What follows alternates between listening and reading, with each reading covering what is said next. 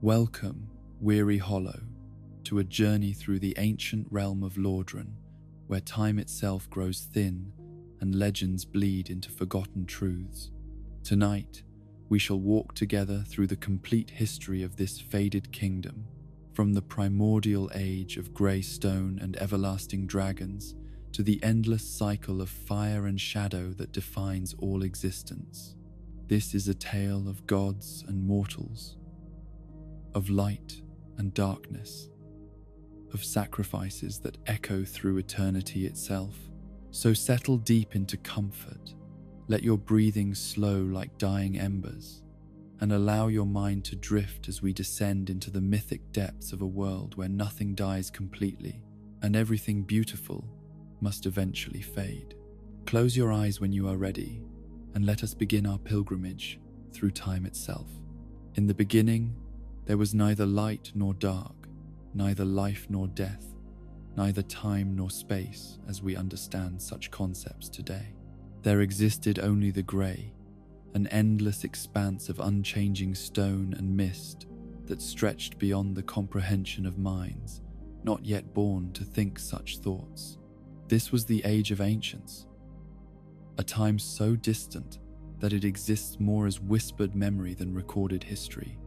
An era when the very concepts that would later define existence had not yet been conceived. The world in those primordial days was a realm of absolute stagnation, where nothing changed because change itself had not yet been born. Towering arch trees stretched toward a colourless sky, their massive trunks and sprawling roots forming the basic geography of reality. These ancient giants were more than mere vegetation. They were the pillars upon which the universe rested, their barks scarred by eons of perfect stillness, their branches reaching into grey infinities that held no promise of dawn or dusk. Between and among these colossal trees, the landscape rolled in gentle, eternal hills of grey stone and ash-coloured earth. No grass grew upon these slopes, for the concept of growth required change, and change had not yet been introduced to this static realm. No rivers flowed across the land, for water that moves speaks of time's passage, and time itself lay dormant in this age of perfect, terrible stillness. Above this grey realm flew the everlasting dragons, being so ancient and fundamental that they seemed less like creatures than like forces of nature given form. Their scales were not mere armor, but manifestations of immortality itself, each one a perfect crystal of unchanging eternity that rendered their bearers immune to the ravages of time, decay, and death. These dragons were neither good nor evil, for such concepts require the existence of choice and change. They simply were, as constant and inevitable as the stones beneath their claws and the mist through which they soared. The dragons possessed a terrible, beautiful perfection in their immortality. They felt no hunger, for they could not starve. They knew no fear, for they could not die. They experienced no desire for change, for they could not conceive of existence being different than it was. They were living embodiments of stasis, creatures who had achieved a kind of perfection that was also a kind of prison, trapped forever in forms and thoughts that could never evolve or grow. Their domain was absolute and unchallenged, for there was nothing in that grey world capable of challenging them. They nested in the highest branches of the arch trees, their great wings casting shadows that were the same grey as everything else upon a land that knew neither sun nor moon. When they called to one another across the endless distances, their voices carried no emotion, no urgency, no meaning beyond the simple acknowledgement of continued existence. Yet even in that realm of perfect stagnation, something stirred in the deepest places of the world, far beneath the surface, in caverns that had never known any light. A warmth began to grow that was unlike anything the grey world had ever experienced. This was not the cold fire of stars or the distant heat of friction. This was something entirely new, something that carried within itself the seeds of all the wonders and horrors that would follow. The first flame flickered to life in those primordial depths like a single candle in a cathedral of eternal darkness. Its light was not the harsh glare of conquest, but the gentle glow of possibility, each dancing tongue of fire carrying within it concepts that had never before existed in the static grey realm. Where its light touched the ancient stones, new properties emerged: hardness and softness, rough and smooth, warm and cold. The flame did not simply illuminate the darkness, it created the very idea of illumination, bringing into existence the fundamental disparity between light and shadow that would define all subsequent reality. But the first flame was more than mere light and heat. Within its dancing core lay the essence of change itself, the divine spark that could transform stagnation into motion, silence into sound, emptiness into meaning. As it burned in those forgotten depths, it began to call to the world above, drawing certain souls toward its warmth with a power that transcended understanding. The first to discover this miraculous flame were beings who dwelt in the deep places of the earth, creatures of shadow and stone, who had existed at the very margins of the grey world's consciousness. These were not dragons with their perfect immortality, but rather inhabitants of the spaces between, beings who had always felt some vague dissatisfaction with the endless, unchanging nature of their existence. When they gazed upon the first flame, they saw not just light but possibility itself. Here was something that offered escape from the eternal grey, a way to become more than what they had always been. Yet claiming that power would require courage beyond imagining, for it meant abandoning the safety of immortal stagnation and embracing the terrifying beauty of change, growth, and eventual mortality. 4 souls approached the flame with different intentions and different capacities for the power they would claim. The first was a being of such natural majesty and leadership that the flame itself seemed to bend toward him, recognizing in his nature the qualities needed to guide others through the changes that were to come. When he reached into the dancing light, he drew forth a soul of brilliant, blazing power, the Lord Soul of Light, a fragment of the flame's essence that would make him Gwyn, the Lord of Sunlight. The power that flowed into him was transformative beyond description. Where once he had been merely another inhabitant of the grey realm, now he became something magnificent and terrible, a god in truth, radiating light and authority with such intensity that the very air around him began to warm and glow. His touch could kindle flames from nothing. His presence could banish shadows that had existed since the world began, and his will could inspire others to acts of courage and sacrifice that would reshape the fundamental nature of existence. Yet with this power came responsibility, for the light he now carried demanded to be shared, nurtured, and protected. Gwyn understood, perhaps even in that first moment of transformation, that he had become custodian of something infinitely precious and infinitely fragile. The flame that had given him power was not eternal. It could grow stronger or weaker, could spread across the world, or fade into memory, depending entirely upon the choices made by those who had claimed its gifts. The second being to approach the flame was drawn to different aspects of its power. Where Gwyn was attracted to the light and warmth, this soul was called to the flame's other gift, the promise of ending, of rest, of the final peace that comes when all struggles cease. From the dancing fire, he drew forth the Lord Soul of Death, becoming Nito, the first of the dead, master of necromancy, and guardian of the boundary between life and whatever lies beyond. Nito's transformation was both beautiful and terrifying to behold. His form became wreathed in darkness. That was not the absence of light, but rather the presence of ending, his very existence serving as a reminder that all things must eventually come to rest.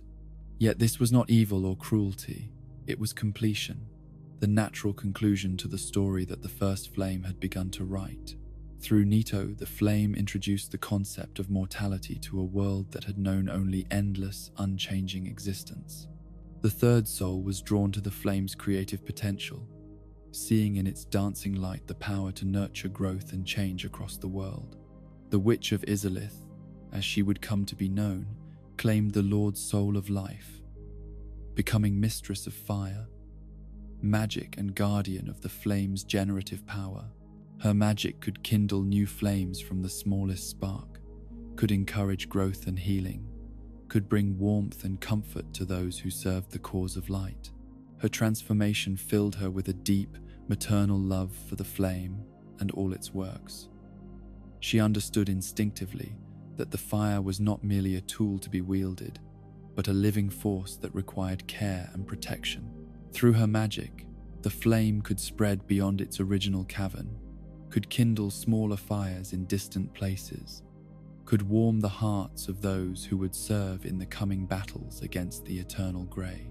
Yet there was a fourth soul present at that miraculous moment, one whose nature was so different from the others that many would forget his existence entirely in the ages that followed.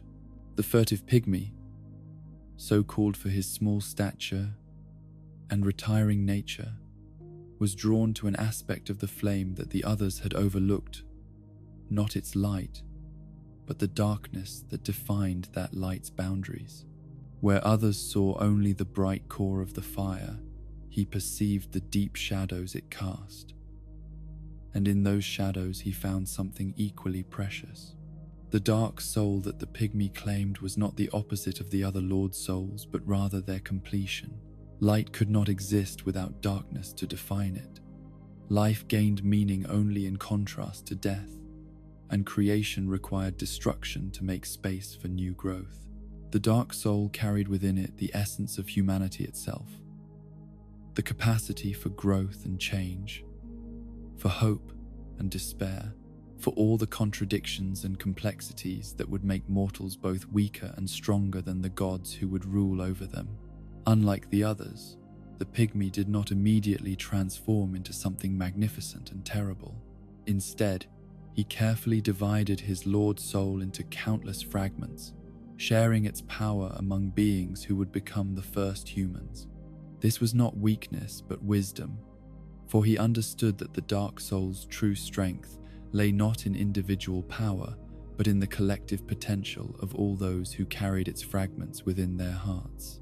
These first humans were unlike the dragons in every possible way. Where the ancient worms were immortal and unchanging, humans were mortal and constantly growing.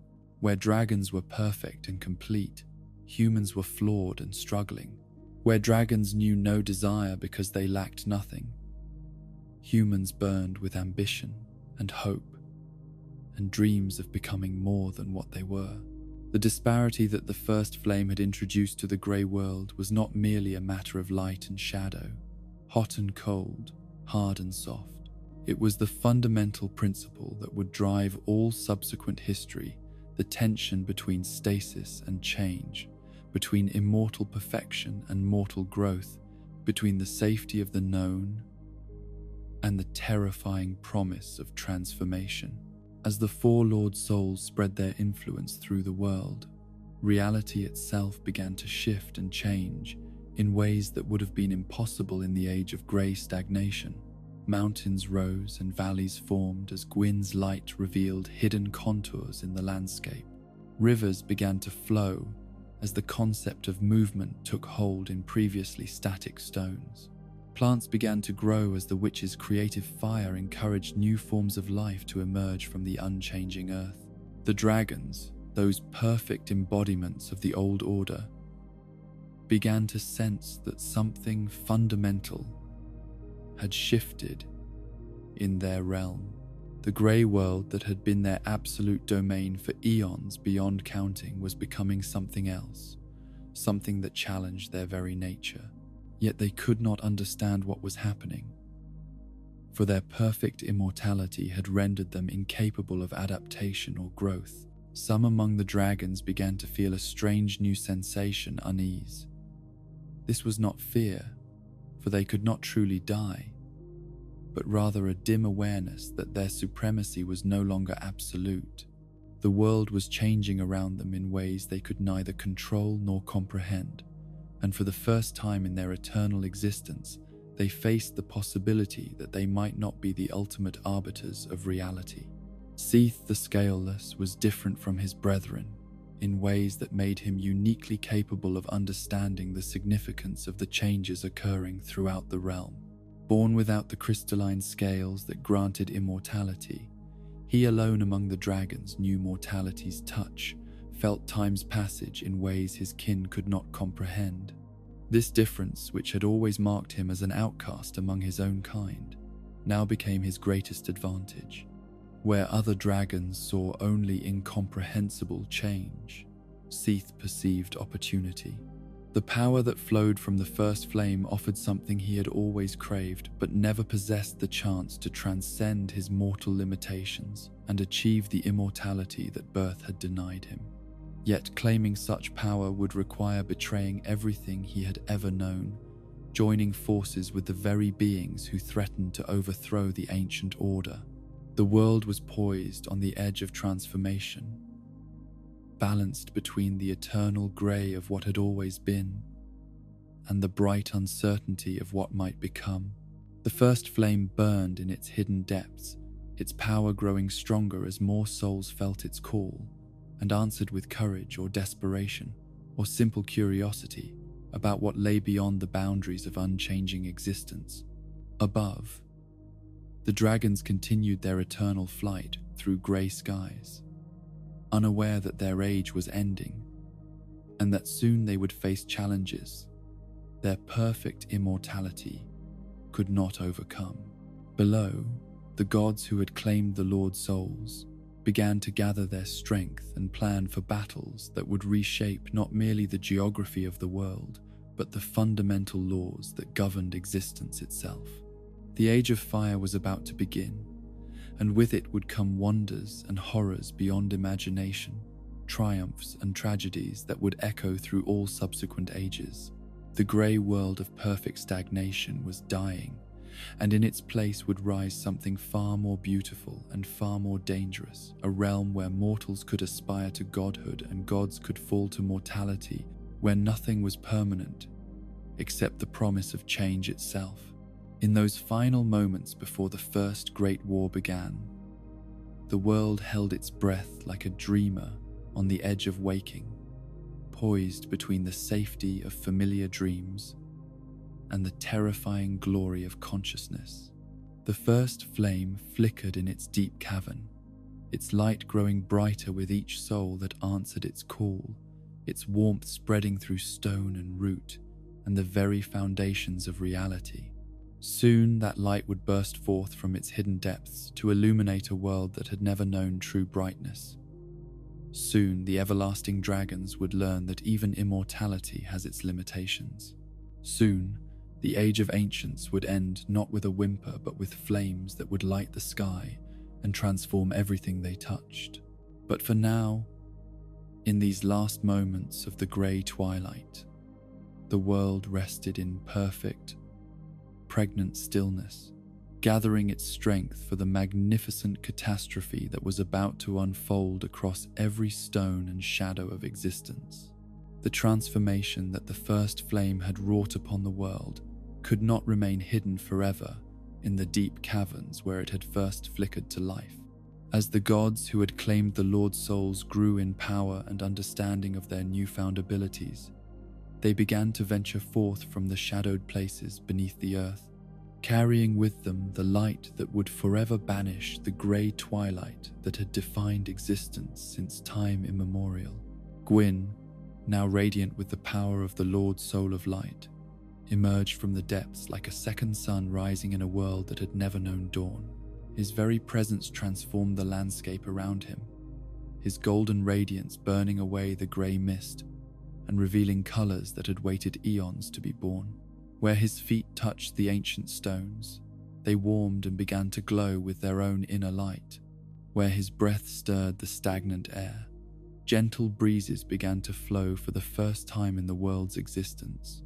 Yet even as Gwyn marvelled at his newfound power and the beauty it could create, he understood with divine clarity that the transformation he represented posed an existential threat to the order that had ruled since the beginning of time. The everlasting dragons, those perfect embodiments of immortal stagnation, would never willingly accept a world of change and growth. Their very nature compelled them to resist the flame's influence, to preserve the grey realm that had been their undisputed domain for countless eons. The first confrontations between the emerging gods and the ancient dragons were not battles in any conventional sense, but rather encounters between fundamentally incompatible forces of nature. When Gwyn's light touched the dragon's crystalline scales, those perfect surfaces that had never known change began to grow warm in ways their bearers could not comprehend. The sensation was not pain, for they were immune to such mortal concerns, but rather a profound discomfort that spoke of their immortal certainties being questioned for the first time. The dragons responded to these early encounters with the same stolid indifference they had shown to everything else in their eternal existence. They did not flee from Gwyn's light, nor did they attack him directly, for such actions required emotional responses they had never developed. Instead, they simply moved to interpose themselves between the emerging gods and the grey realm they had always protected, their massive forms creating barriers of living stone and scale that no mortal force could hope to breach. But Gwyn had not claimed the Lord Soul of Light to remain forever in the depths. The power that flowed through him demanded expression, demanded the chance to transform the world from the endless grey it had always been into something magnificent and bright. More than that, he began to understand that the dragon's resistance to change was not merely an obstacle to his ambitions, but a threat to existence itself. The first flame that had given birth to the Lord Souls was not a simple torch that could burn forever without fuel. It was a living force that required growth and change to sustain itself, that fed upon the disparity it had created between light and shadow, life and death, creation and destruction. In the grey realm of perfect stasis, the flame would eventually weaken and die, taking with it all the wonders and possibilities it had brought into being. This realization filled Gwyn with a terrible sense of urgency. The war that was coming was not merely about conquest or territory, but about the fundamental nature of existence itself. If the dragons prevailed and restored their grey realm to its former state, the flame would gutter out, and with it would die every beautiful thing that had emerged from the darkness, every colour, every sound, every possibility for growth and change and love. Gwyn understood that he could not face such a monumental challenge alone. The dragon's immortality made them virtually invincible in direct combat, their perfect scales turning aside any weapon that mortal craft could forge. Their mastery of the ancient world gave them advantages that even divine power might not be able to overcome. If the war against the Grey was to be won, it would require alliance between all those who had benefited from the flame's gifts. Nito, the first of the dead, had emerged from his own contemplation of mortality, with an understanding that complemented Gwyn's urgent need for action. Where Gwyn saw the necessity of preserving the flame's light, Nito perceived the deeper truth that even immortal beings could be brought to endings if the right force was applied in the right way. Death, he had learned, was not merely the absence of life, but a positive force that could unmake even the most permanent seeming structures. The alliance between Gwyn and Nito was forged not through treaty or negotiation, but through shared recognition of what they faced. The Lord of Sunlight brought to their partnership the brilliant power to create and inspire, while the First of the Dead contributed the dark wisdom of endings and the knowledge of how all things, even immortal dragons, might eventually be brought to rest. The Witch of Izalith joined their cause with the fervor of someone who understood the creative potential that hung in the balance. Her mastery of flame magic had shown her visions of what the world could become if the dragon's grey realm were replaced by one where fire could flourish and spread. She saw forests of trees whose leaves would burn with gentle light, cities where controlled flames would provide warmth and comfort, magic that could heal wounds and kindle hope in the darkest hearts. Yet she also understood that the dragon's scales posed a seemingly insurmountable challenge to any direct assault. The crystalline armor that granted them immortality was more than mere protection. It was the physical manifestation of the unchanging nature they embodied. No fire she could kindle, no matter how hot or bright, could penetrate those perfect surfaces or inflict the kind of lasting harm that victory would require. It was then that the most unlikely ally presented himself to the emerging coalition of gods. Seath the Scaleless, the outcast among his own kind, approached the conspirators with knowledge that would transform their desperate hope into genuine possibility. His unique position as a dragon born without scales had given him insights into his brethren's nature that no external observer could hope to achieve. The tragedy of Seath's existence had always been his awareness of what he lacked. Where other dragons possessed perfect crystalline armor that granted them immortality, he had only vulnerable flesh that aged and weakened with the passage of time. This difference had made him an object of pity and scorn among his kin, a living reminder of imperfection in a species that prided itself on flawless, eternal existence. Yet this very vulnerability had also given Seath something his brethren lacked: the capacity for growth, change, and desperate innovation. His mortality had forced him to think in ways that immortal beings never needed to contemplate, to search for solutions to problems that perfect creatures never faced. When he observed the emerging gods and their impossible power, he saw not enemies to be resisted, but potential paths to the transcendence he had always craved. Seath's offer to the Alliance was as simple as it was terrible. He would reveal the secret of how the dragon's immortal scales could be bypassed, but only if they promised to help him achieve the eternal life that nature had denied him. His knowledge could make their victory possible, but the price would be the betrayal of every bond of kinship and loyalty that had ever meant anything to him. The gods listened to Seath's proposal with the careful attention of beings who understood that desperate times often required terrible choices.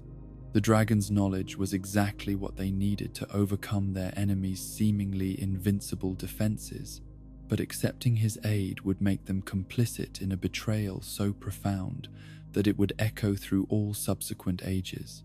Gwyn, weighing the fate of the flame itself against the moral implications of alliance with a traitor, made the decision that would define his character for all eternity. The preservation of light and change and possibility was worth any price, even the price of honor. The Witch of Izalith and Nito agreed, understanding that their refusal to accept Seath's offer would doom not only themselves, but every beautiful thing the flame had brought into existence. The alliance was sealed with oaths spoken in languages that had not existed in the grey world, bonds forged with the power of the Lord Souls themselves. Seath would provide the knowledge needed to strip the dragons of their immortal protection, and in return, the gods would help him achieve the eternal life he had always desired. Yet each member of the alliance understood, though none spoke it aloud, that they were embarking upon a course of action that would stain their souls with darkness no amount of light could cleanse. Seath's revelation was both elegant and horrifying in its simplicity. The dragon's scales were indeed impenetrable by any conventional means, but they were not invulnerable to the forces of nature that had created them. Lightning, the raw electrical power that had danced through the grey realm since its beginning, could disrupt the crystalline structure of the scales if applied with sufficient force and precision. Once that disruption occurred, the dragon's immortal armor would crack and fall away, leaving them as vulnerable to harm as any mortal creature. Yet generating lightning of such power required more than simple magic or divine will. It demanded the kind of massive energetic discharge that occurred only during the most violent storms, and such storms were rare in the grey realm that the dragons controlled. The Alliance would need to find a way to create artificial lightning on a scale never before achieved, to literally tear the electrical power from the sky and hurl it against their enemies with devastating force. The Witch of Izalith, her mind blazing with creative fire, conceived a solution that was as ambitious as it was dangerous.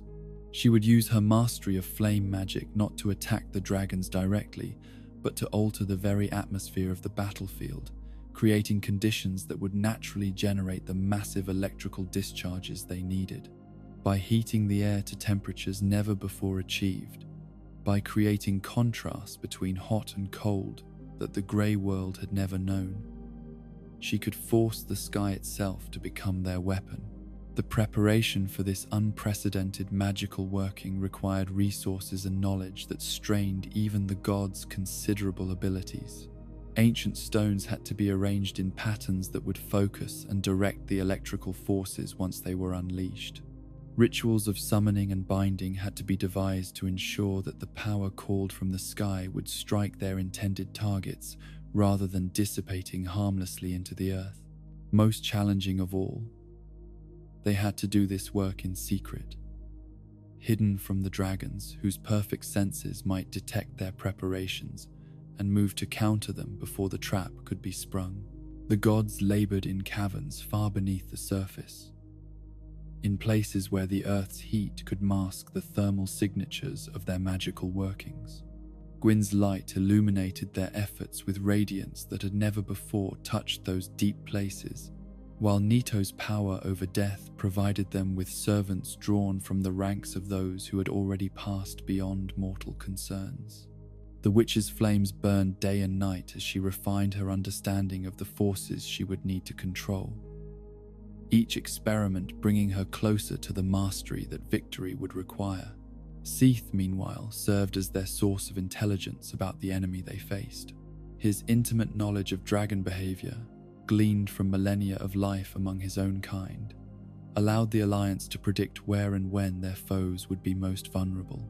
He mapped the flight patterns that had remained unchanged for eons, identified the rookeries where dragons gathered in the greatest numbers, and most crucially, revealed the locations where the ancient worms felt most secure, and would therefore be least prepared for attack. The weight of his betrayal grew heavier with each piece of information he provided. Every detail he shared with the gods was another nail in the coffin of his former life, another step away from any possibility of redemption or return to the only society he had ever known. Yet the promise of immortality drove him forward, the hope that he might finally achieve the perfection that birth had denied him. As the preparations neared completion, the gods began to understand the true magnitude of what they were attempting. This would not be a battle in any traditional sense, with armies clashing and heroes facing each other in single combat. Instead, it would be an act of cosmic violence that would literally reshape the fundamental nature of reality, transforming the grey realm of stagnation into something unprecedented and terrifying. The first target they selected was a great rookery, where dozens of the mightiest dragons gathered to rest between their eternal flights through the grey sky. Seath had revealed that this place held special significance among his kind, a location where the most ancient and powerful worms had nested since the beginning of time. If the Alliance could strike successfully here, They would eliminate not only a significant number of their enemies, but also demonstrate to the surviving dragons that nowhere in their domain was truly safe. The attack began before dawn, on a day that would be remembered as the end of one age and the beginning of another. The Witch of Izalith took her position at the center of the magical apparatus they had constructed, her form wreathed in flames that burned hotter and brighter than any fire the world had ever seen. Around her, arranged in precise geometric patterns, stood stones inscribed with runes that pulsed with barely contained power, each one a focus point for the energies she was about to unleash. Gwyn and Nito positioned themselves at strategic points around the ritual site, their own divine powers ready to support and amplify the witch's working. The Lord of Sunlight blazed like a star brought down to earth, his radiance so intense that the very stones around him began to glow with reflected glory. The first of the dead stood wreathed in shadows that seemed to drink light from the air, his presence serving as a reminder that what they were about to unleash would bring endings as well as new beginnings. When the witch began her invocation, the words she spoke had never before been uttered in any language. They were phrases torn from the heart of the flame itself, syllables that carried within them the power to reshape reality according to will and necessity. As her voice rose in the complex harmonies of the spell, the air around the ritual site began to heat and swirl in patterns that defied natural law. The temperature rose beyond anything the Grey Realm had ever experienced, creating thermal currents that reached high into the atmosphere and began to disturb the eternal stillness that had characterized the sky since the beginning of time. Clouds formed for the first time in the world's history, great towering formations of vapor and electricity that grew darker and more ominous with each passing moment. The dragons in their rookery, feeling the first stirrings of the unnatural storm, raised their great heads to observe this unprecedented disturbance with the same placid indifference they showed to all phenomena. They had no concept of danger as mortals understood it, no instinctive fear of the strange electrical charges that were beginning to dance through the gathering clouds above them. In their perfect immortality, they simply watched with mild curiosity as the sky itself prepared to become their executioner. When the lightning finally struck, it came not as a single bolt, but as a cascade of electrical fury that turned night into blazing day. The artificial storm that the witch had created discharged its accumulated power in a display that was both beautiful and terrifying, each bolt carrying enough energy to reduce mountains to rubble and oceans to steam. The sound of the thunder that followed was the first truly loud noise the Grey Realm had ever heard, a roar of acoustic violence that shattered the eternal silence and announced to all creation that the age of stagnation was ending. The lightning struck the dragon's crystalline scales with forces beyond calculation, and for the first time in their eternal existence, those perfect surfaces cracked and began to fall away. The immortal armor that had protected them since the beginning of time proved no match for the raw electrical power of the storm, each scale splitting and shattering like ice before a flame, until the ancient worms found themselves as naked and vulnerable as any mortal creature. What followed was not battle but massacre. The dragons, stripped of their immortal protection and facing forces they could not comprehend, died in numbers that defied counting. Their great forms, which had soared through grey skies since time immemorial, came crashing down to earth with impacts that shook the foundations of reality itself. The rookery that had been their sanctuary became their graveyard, the ground soaked with ichor that had never before been shed. Yet even as they died, the dragons fought with a fury born of desperate incomprehension. Their claws, though no longer immortal, could still rend stone and metal. Their breath, though stripped of magical power, could still burn and freeze and poison. Their death throes were terrible to behold, great convulsions that carved new valleys in the landscape and sent tremors through the earth that would be felt for generations to come. Seath watched the slaughter of his kinsmen from a safe distance, his heart torn between triumph and horror. The immortality he had always craved was within his grasp, promised to him by allies whose power had just proven itself beyond question. Yet the price of that achievement was written in the broken bodies of creatures who had been his companions since the world began. Dragons whose only crime had been their inability to change and adapt to new circumstances. The victory at the Great Rookery was complete, but it was only the beginning of a war that would rage across the length and breadth of the known world. Word of the massacre spread quickly among the surviving dragons, carried by witnesses who had seen their immortal kin reduced to mere flesh and bone by forces they could not understand or counter. For the first time in their eternal existence, the dragons knew fear, and with fear came a desperate determination to preserve their ancient realm at any cost. What followed were battles that reshaped the very geography of the world. Conflicts so vast and terrible that their scars can still be seen carved into the landscape of reality itself. The dragons, stripped of their confidence in their own invincibility, fought with the fury of creatures who understood that their survival was no longer guaranteed. They abandoned their ancient patterns of behavior, gathering in great flights that darkened the sky and launching coordinated attacks against the gods' strongholds. Yet for all their numbers and desperate courage, the dragons were fighting a war they could no longer win. The Witch of Izalith had perfected her storm-calling magic, and wherever the ancient worms gathered in significant numbers, lightning would fall from clear skies to shatter their scales and leave them vulnerable to more conventional attacks. Gwyn's radiance burned away the grey mist that had always concealed their movements, while Nito's power over death ensured that those who fell would not rise again to continue the fight. The war raged for what felt like centuries, though time itself had become fluid and uncertain in a world where the fundamental laws of nature were being rewritten with each passing day. Ancient mountains were leveled by dragonfire and divine lightning. Rivers boiled away under the heat of magical flames.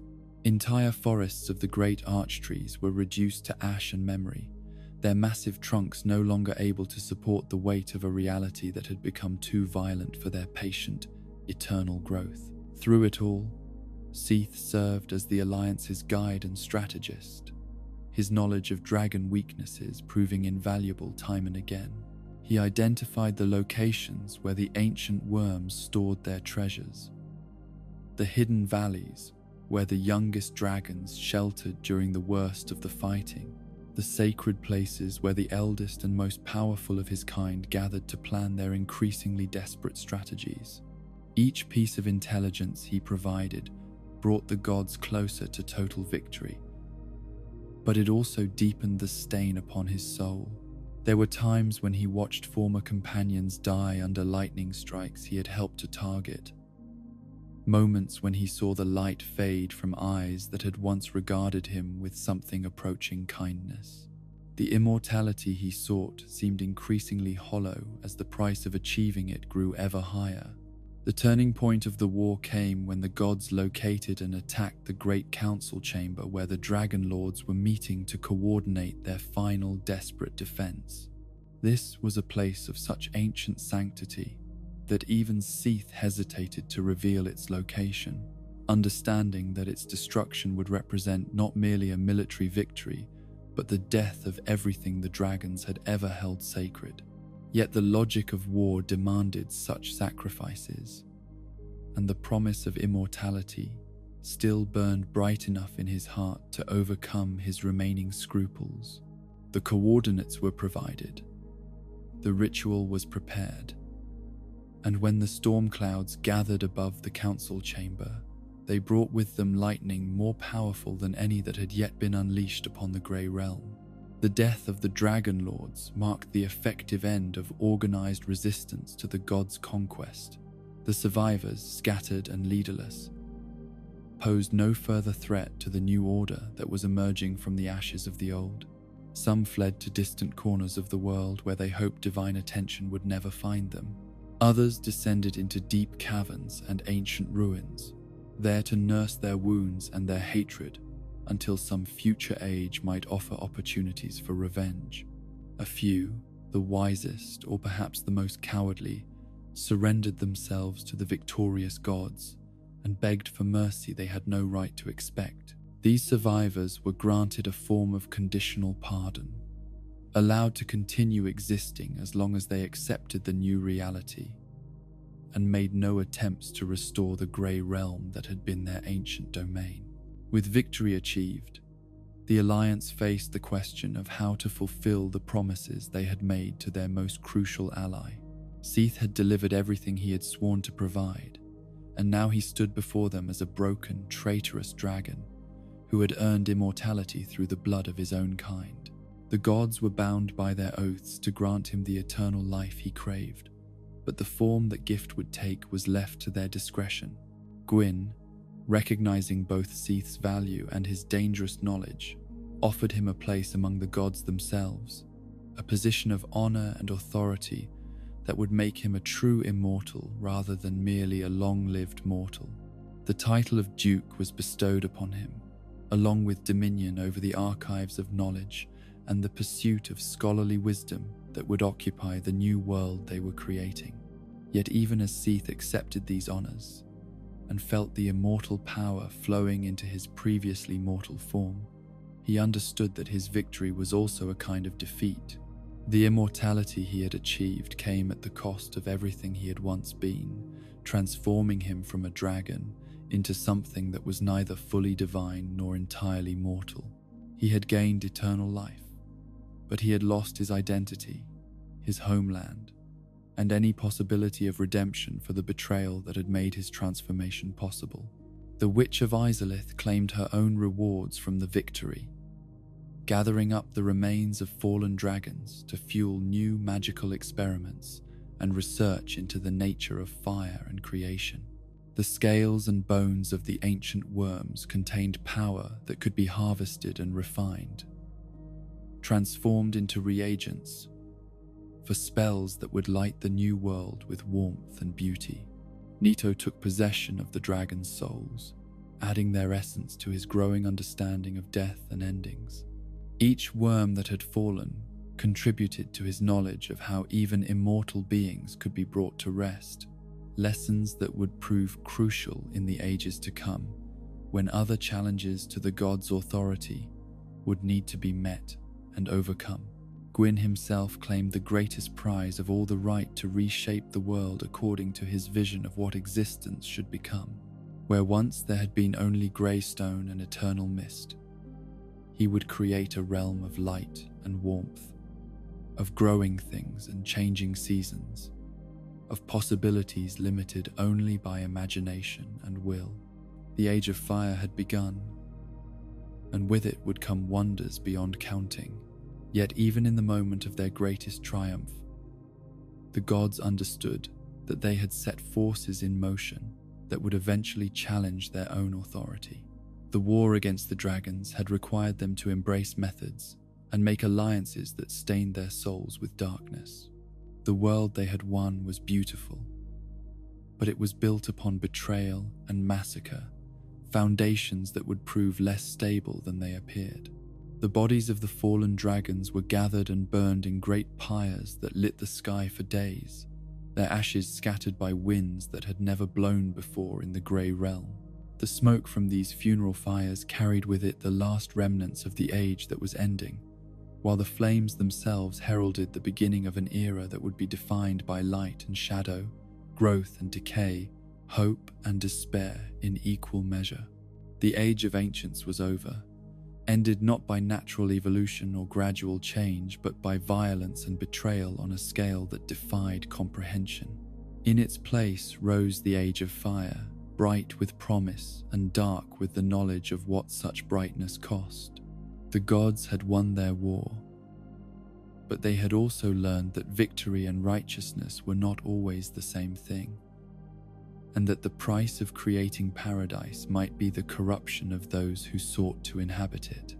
With the dragons defeated and their grey realm transformed forever, Gwyn, the Lord of Sunlight, stood upon the highest peak of what had once been an endless expanse of colourless stone and mist. From this vantage point, he could see the full scope of the transformation that victory had wrought upon the world. Where once there had been only unchanging grey, now valleys bloomed with colours that had no names because they had never before existed. Rivers flowed with water that caught and reflected his divine light, creating streams of liquid silver that wound their way through landscapes painted in hues of gold and amber and deep, rich green. This was his world now, won through alliance and sacrifice, purchased with the blood of ancient enemies and the betrayal of former friends. Yet as Gwyn gazed upon the beauty that his triumph had made possible, he felt not satisfaction, but a profound sense of responsibility that seemed to grow heavier with each passing moment.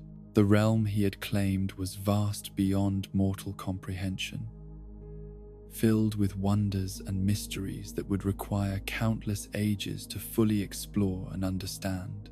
More than that, the victory over the dragons had left a power vacuum that demanded to be filled with something greater than mere conquest. The Grey Realm had possessed a certain terrible perfection in its stagnation, a completeness that came from absolute unchanging order. The world of fire and light that was emerging in its place was beautiful beyond description, but beauty alone could not provide the stability and structure that civilization would require to flourish. Gwyn understood with divine clarity that his triumph would be meaningless if it resulted in nothing more than a brief flowering of chaos before entropy reclaimed everything they had won. The age of fire that he was ushering into existence needed institutions, traditions, and most importantly, a center of power from which order could radiate outward to touch every corner of the transformed realm. The site he chose for his great city was not selected for strategic advantage or natural beauty, though it possessed both in abundance. Instead, Gwyn was drawn to a place where the very stones seemed to sing with harmonics of light and warmth, where the air itself glowed with golden radiance that spoke of divine favor. This was a location where the barrier between the mortal realm and the higher dimensions of existence grew thin, where miracles might occur as naturally as sunrise. Here, on this blessed plateau that rose above the world like an altar built by gods for gods, Gwyn would establish Aenor Londo, the city of the gods, a marvel of architecture and divine will that would serve as the shining heart of his new order. The very name he chose carried within it the promise of what this place would become a realm of eternal sunlight, where the golden radiance of his divine power would banish all shadows and illuminate every corner with the warm glow of perfect order. The construction of Aenor Londo required resources and techniques that transcended anything the Grey Realm had ever known. Stone was not merely quarried, but persuaded to take new forms through the application of divine will and architectural vision that bordered on the miraculous. The marble that formed the city's foundations was not carved from distant mountains, but rather called forth from the earth itself, emerging already shaped and polished according to designs that existed first in Gwyn's imagination before taking physical form in the waking world. Each building that rose within the city's bounds was simultaneously a work of art and an expression of divine power. The great cathedral that would serve as the center of worship was constructed from stones that had been blessed by Gwyn's own touch, their surfaces infused with light that would glow softly even in the deepest darkness. The towers that reached toward the heavens were more than mere architectural achievements. They were antennae, designed to channel and focus divine energy, ensuring that the Lord's influence could extend far beyond the city's physical boundaries. The palace that Gwyn built for himself and his divine family was a structure of such magnificence that mortal minds would struggle to comprehend its full splendor. hall upon hall stretched in patterns that seemed to follow the golden ratio made manifest in stone and light, each room designed not merely for habitation, but as a space where divine contemplation could flourish and wisdom could be born from the marriage of beauty and power. Yet, for all its grandeur, Anor Londo was never intended to be merely a monument to divine ego or a display of architectural prowess. Instead, it was conceived as the beating heart of a new form of civilization, a place where gods and mortals could work together to build something greater than either could achieve alone. The city's design incorporated spaces for worship and administration, for learning and creation, for all the activities that would be necessary to govern a world transformed by divine will. Gwyn's divine family began to take shape as the city rose around them, each member claiming domains and responsibilities that reflected their unique natures and abilities. These were not gods born of mortal imagination or wishful thinking, but rather beings whose divine essence had been forged in the fires of cosmic struggle and tempered by the weight of victory over forces that had seemed invincible. Guinevere, the Princess of Sunlight, embodied her father's luminous power in a form that was both beautiful and awe-inspiring. Her very presence could warm hearts and lift spirits, her gentle radiance serving as a counterpoint to Gwyn's sometimes harsh brilliance. Where her father's light could burn and blind, hers nurtured and comforted, making her beloved by mortals who might otherwise find divine power too intimidating to approach. She established herself as the patron of healing and fertility, watching over the growing things that were beginning to flourish in the world beyond Anor Londo.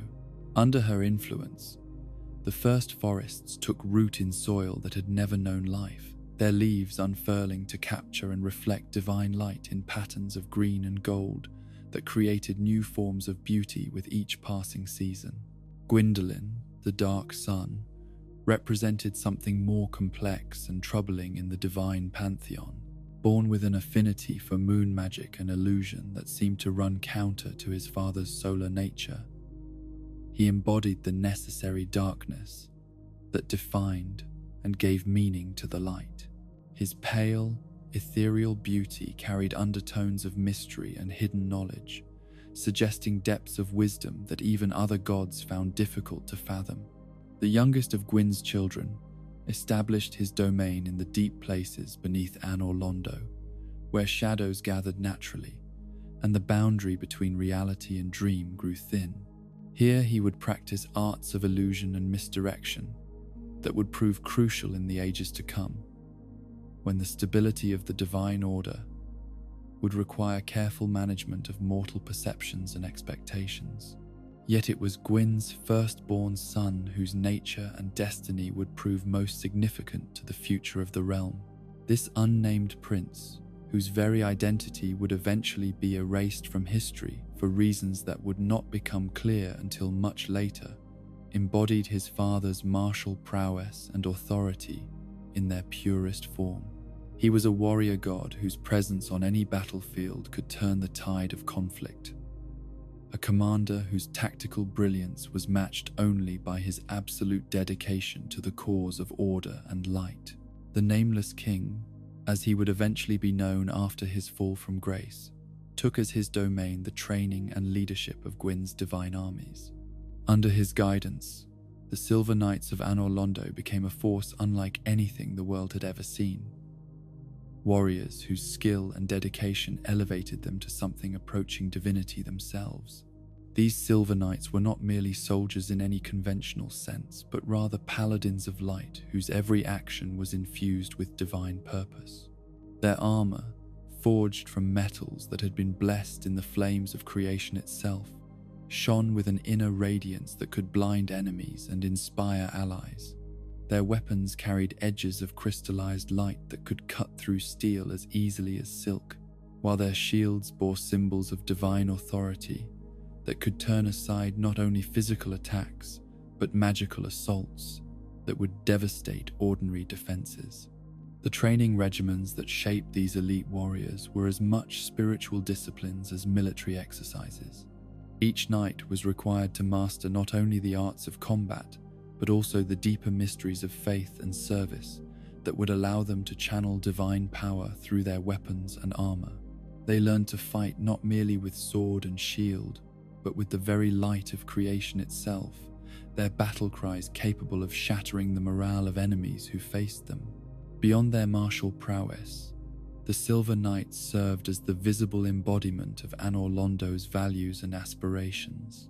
Their conduct both on and off the battlefield reflected the divine order that Gwyn sought to establish throughout his realm. They were expected to be paragons of honor and courage, examples that mortal warriors could aspire to emulate even if they could never hope to fully equal their divine excellence. The ranks of the Silver Knights were drawn from various sources as Anor Londo's influence spread throughout the transformed world. Some were mortals who had demonstrated exceptional valor in service to the divine cause. Their humanity transcended through ritual and blessing until they achieved something approaching godhood themselves. Others were beings of partially divine heritage, the offspring of unions between gods and mortals whose mixed nature allowed them to bridge the gap between the divine and mundane realms. As the city grew and its influence expanded, Gwyn established institutions that would provide structure and meaning for the mortal populations that were beginning to flourish in the world beyond Anor Londo's golden walls. The most significant of these was the Way of White, a religious philosophy that would become the foundation for organized worship throughout his domain. The Way of White was more than simply a collection of prayers and rituals designed to honor divine authority. Instead, it represented a comprehensive worldview that sought to explain the nature of existence in terms that mortals could understand and embrace. At its heart lay the fundamental teaching that light and order were the natural states of existence, while darkness and chaos were aberrations that needed to be constantly guarded against and overcome. This doctrine provided meaning and purpose for the countless mortals who had been freed from the grey realm's stagnation, but now found themselves adrift in a world of infinite possibility. The Way of White gave them structure and direction, teaching them that their lives had significance in the greater cosmic struggle between light and darkness that defined the New Age. The clergy that Gwyn established to spread his teachings were more than mere priests and missionaries. They were scholars and philosophers who had been granted limited divine insight, allowing them to perform miracles of healing and protection that would serve as proof of their doctrine's truth. Through their work, the influence of Anor Londo spread far beyond the city's physical boundaries, carried by traveling clerics who established shrines and temples in even the most remote corners of the realm. The economic prosperity that followed in the wake of divine order was unlike anything the world had ever experienced. Trade routes that had been impossible in the Dragon's Grey realm now flourished under the protection of divine authority and the security provided by the Silver Knights. Merchants could travel vast distances without fear of attack by monsters or bandits, their caravans protected by the knowledge that the gods themselves watched over those who contributed to the greater prosperity of the realm. Cities began to rise throughout the transformed landscape, each one reflecting in its architecture and organization the divine principles that emanated from Anor Londo. These settlements were not mere collections of buildings but carefully planned communities where mortal and divine elements worked together in harmony. Markets flourished in squares designed according to sacred geometries, while workshops and forges produced goods of quality that approached the miraculous. The arts flourished under divine patronage as mortal craftsmen and artists found themselves inspired by visions of beauty that transcended anything the Grey Realm had ever offered. Sculptures emerged from marble blocks as if they had always existed within the stone, waiting only for skilled hands to reveal their hidden forms. Paintings captured light and color in ways that seemed to bring divine radiance into every home where they were displayed. Music evolved from simple rhythmic chanting into complex harmonies that could move listeners to tears or inspire them to acts of heroic courage. The greatest musicians of the age claimed that their compositions came not from their own creativity but from divine inspiration, melodies that were whispered to them by the gods themselves during moments of perfect communion with the light. Literature and philosophy flourished as scholars sought to understand and explain the miraculous transformation that had overtaken their world. Great libraries were established where the accumulated wisdom of the ages could be preserved and studied, their collections growing as explorers and researchers uncovered ancient texts that had been hidden away during the dragon's reign. The natural world itself seemed to respond to the divine influence that now suffused every corner of existence. Forests grew taller and more beautiful than any that had existed in the grey realm, their leaves creating canopies of living light that filtered divine radiance into patterns of unimaginable beauty. Rivers ran clearer and sweeter, their waters carrying not just physical nourishment, but spiritual renewal for all who drank from them. Mountain ranges rose with peaks that seemed to pierce the very heavens, their snow-covered summits catching and reflecting divine light in displays that could be seen from impossible distances. Valleys bloomed with flowers that had no names because they represented new forms of beauty that had never existed before the coming of the Age of Fire. Yet beneath this surface prosperity, subtle signs began to appear that suggested the divine order was not as permanent or stable as its creators had intended. The first flame that had made everything possible was not an inexhaustible source of power, but rather a living force that required constant nourishment to maintain its strength. The light that illuminated Anor Londo and spread throughout the realm was beautiful and inspiring, but it was also gradually consuming the very essence that had given it birth. Gwyn began to notice these warning signs first. His divine senses attuned to fluctuations in the cosmic order that others might miss or dismiss. The flame that burned at the heart of his power seemed fractionally dimmer than it had been at the moment of victory over the dragons.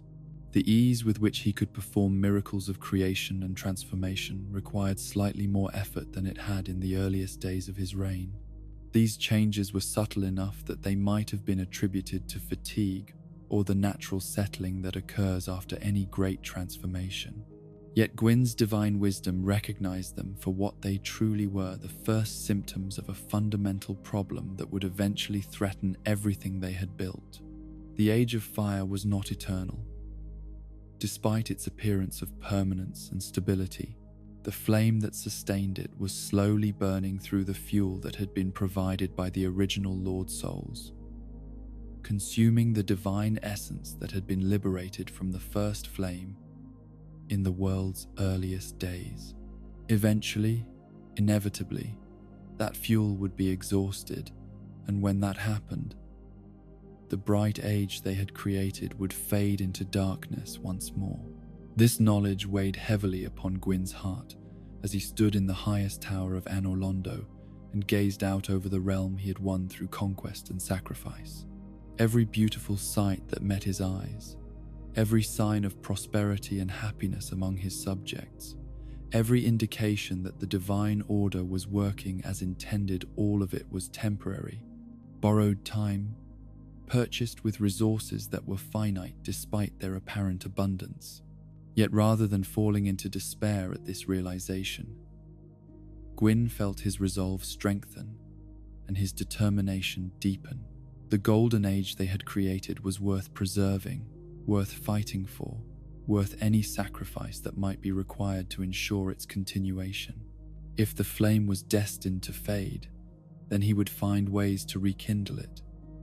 If the Age of Fire was not naturally eternal, then he would make it so through will and wisdom, and whatever costs such permanence might demand.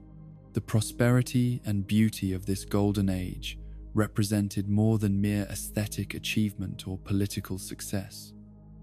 It embodied the triumph of order over chaos, of purpose over meaninglessness, of hope over despair. The mortals who flourished under divine protection were not simply subjects to be ruled, but children to be nurtured, beings whose potential for growth and achievement had been liberated by the defeat of the dragons and the establishment of divine order. Their cities rang with the sounds of construction and commerce. Their fields bloomed with crops that fed multitudes. Their schools and temples echoed with the voices of those who sought to understand their place in the grand design that the gods had revealed. Children were born who would never know the grey hopelessness of the ancient world, their lives illuminated from birth by the warm radiance of divine favour. The arts and sciences advanced with each passing season, as mortal minds, freed from the constraints of eternal stagnation, began to explore possibilities that had been unimaginable under the dragon's rule. Alchemists learned to transform base metals into gold, their work guided by principles that reflected the divine transformation of the world itself. Architects designed buildings that seemed to defy gravity, their structures held aloft by mathematical principles that bordered on the magical. Philosophers and theologians developed sophisticated understanding of the cosmic order that governed their existence. Their treatises explaining how divine will operated through natural law to create a reality where justice and beauty were not mere ideals, but observable phenomena. The Way of White evolved from a simple statement of faith into a comprehensive worldview that could provide answers to the deepest questions about meaning and purpose that thinking beings inevitably ask. Yet even as this golden age reached its height of achievement and prosperity, the seeds of future crisis were being planted by forces that the gods themselves did not fully understand. The flame that sustained their power was not merely a source of energy, but a living entity with its own needs and desires, requirements that would eventually demand sacrifices beyond anything yet imagined. The divine order that seemed so stable and permanent was in fact a delicate balance between opposing forces, a structure that required constant maintenance and vigilance to prevent collapse. The darkness that had been banished was not destroyed but merely contained, waiting in the deep places of the world for opportunities to reassert its influence over the cosmic order. Most troubling of all, the very success of the Age of Fire was creating conditions that would eventually undermine its foundations. The prosperity and growth that divine rule had made possible were consuming resources at rates that could not be sustained indefinitely. The population expansions that were celebrated as signs of divine favor were placing strains on the natural systems that supported all life. These challenges lay in the future, hidden from the view of even divine foresight by the complexity of forces they involved. For now, in the bright golden noon of the Age of Fire, all seemed well in the realm that Gwyn had claimed through victory over the ancient dragons. Anor Londo stood as a beacon of divine authority and benevolent rule, its towers reaching toward heaven, while its influence spread outward to touch and transform every corner of the world. The gods who ruled from their celestial city were still confident in their power and certain of their righteousness. The mortals who flourished under their protection were grateful for deliverance from the grey world's hopelessness and optimistic about futures that seemed bright with unlimited possibility. The natural world itself bloomed with beauty and abundance that testified to the wisdom of the divine order that had replaced the dragon's sterile perfection. Yet in the deepest foundations of reality, forces were stirring that would eventually challenge every assumption upon which this golden age had been built. The Age of Fire had begun with triumph and established itself through prosperity, but it would be tested by trials that would reveal whether its foundations were strong enough to support the weight of eternity that its creators sought to place upon them. For now, though, the light burned bright and warm in Anor Londo's towers, casting golden radiance across a world transformed by divine will and sustained by divine power. The gods looked out from their celestial city upon subjects who prospered under their rule, and all seemed well in the realm that victory had won from the ashes of an older, greyer age.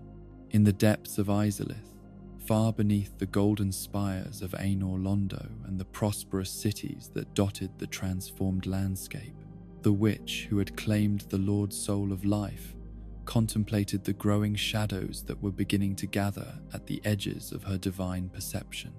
Her domain, carved from living rock and illuminated by flames that had burned continuously since the victory over the dragons, had become a center of magical research and experimentation that rivaled even the greatest libraries of the surface world. The caverns that the witch had claimed as her seat of power were unlike anything else in the realm that fire had created, where Anor Londo reached toward heaven with spires of marble and light. Izalith delved deep into the earth's heart, its chambers carved from stone that glowed with inner heat, and its passages following the natural flow of molten rock through underground rivers of liquid fire. This was a realm where the raw forces of creation could be studied and harnessed without the constraints that surface civilization imposed upon such dangerous pursuits. The witch herself had been transformed by her long communion with the Lord's soul of life into something that transcended ordinary understanding of divine nature. Her form was simultaneously beautiful and terrible, wreathed in flames that never consumed her flesh while radiating heat that could melt stone at her slightest whim.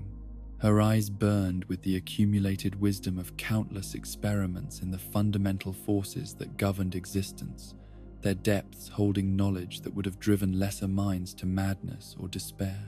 Around her gathered the daughters she had born through union with the creative fires she commanded, each one a unique expression of the magical principles that defined their mother's domain. These were not children in any ordinary sense, but rather living embodiments of different aspects of flame magic, beings whose very existence pushed the boundaries of what was possible within the cosmic order that the gods had established. The eldest of these daughters had inherited her mother's gift for pyromancy in its purest form, her mastery of fire magic so complete that she could kindle flames from empty air or cool molten lava with a gesture. Her understanding of the interplay between heat and light, between destruction and creation, made her invaluable as both researcher and advisor in the complex magical workings that occupied their underground realm. Another daughter had developed an affinity for the healing aspects of fire, understanding intuitively that the same forces which could destroy could also purify and restore. Her magic could burn away disease and corruption while leaving healthy tissue untouched, making her beloved by those who suffered from ailments that conventional medicine could not address. The youngest of the witch's daughters possessed perhaps the most mysterious gift of all, the ability to commune with the living flames themselves, to understand the desires and intentions of fire as if it were a conscious entity rather than merely a natural force. Through her, the witch could glimpse the deeper patterns that governed magical energy, the hidden currents that flowed beneath the surface of apparent reality. Yet it was not merely familial bonds that held these beings together in their subterranean realm. They were united by a shared purpose that transcended personal affection or political alliance, the pursuit of magical knowledge that could preserve and strengthen the age of fire that had given them existence and meaning. Their researches delved into questions that touched the very foundations of reality, seeking answers to problems that would determine the fate of everything they held dear. The most pressing of these questions concerned the nature of the first flame itself and the relationship between its power and the stability of the divine order. The witch's intimate connection to the Lord's soul of life gave her insights into the flame's true nature that were denied to even her divine peers, and what she perceived filled her with growing alarm and determination in equal measure. The flame was not, as it appeared to those who observed it from a distance, an inexhaustible source of divine energy that could burn forever without fuel or maintenance. Instead, it was a living entity that required constant nourishment to maintain its strength, consuming the very essence of the Lord's souls that had been drawn from its heart in the world's earliest days. Each miracle performed, each blessing granted, each display of divine power drew upon reserves that were vast but ultimately finite.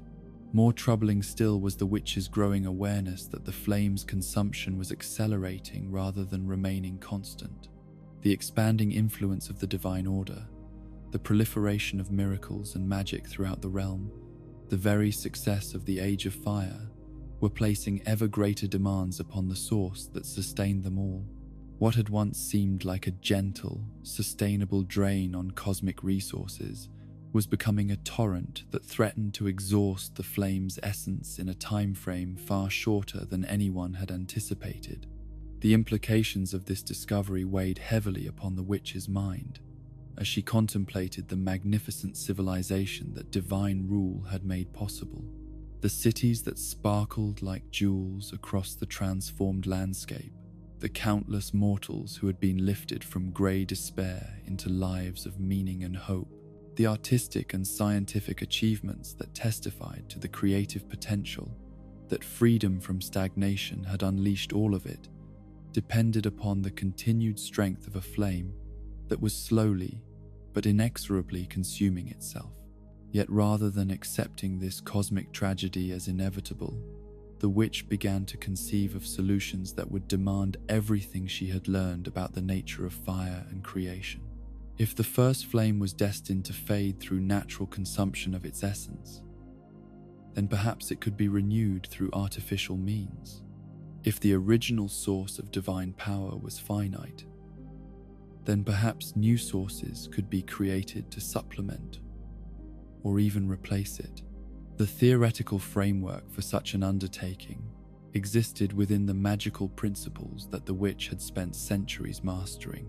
Fire, she understood, was not merely destructive force, but the fundamental engine of transformation that allowed one form of matter and energy to become another. The same principles that governed simple combustion on a small scale could, with sufficient knowledge and power, be applied to cosmic forces that operated on a scale beyond normal comprehension.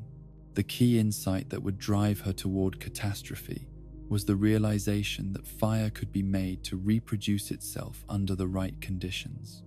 A single flame, properly nurtured and fed with appropriate materials, could give birth to new fires that burned independently while retaining the essential characteristics of their source. If this principle could be applied to the first flame itself, then the cosmic fire that sustained the Age of Fire could be duplicated, creating new sources of divine power that would ensure the eternal continuation of the Golden Age. The practical challenges involved in such an undertaking were staggering beyond description.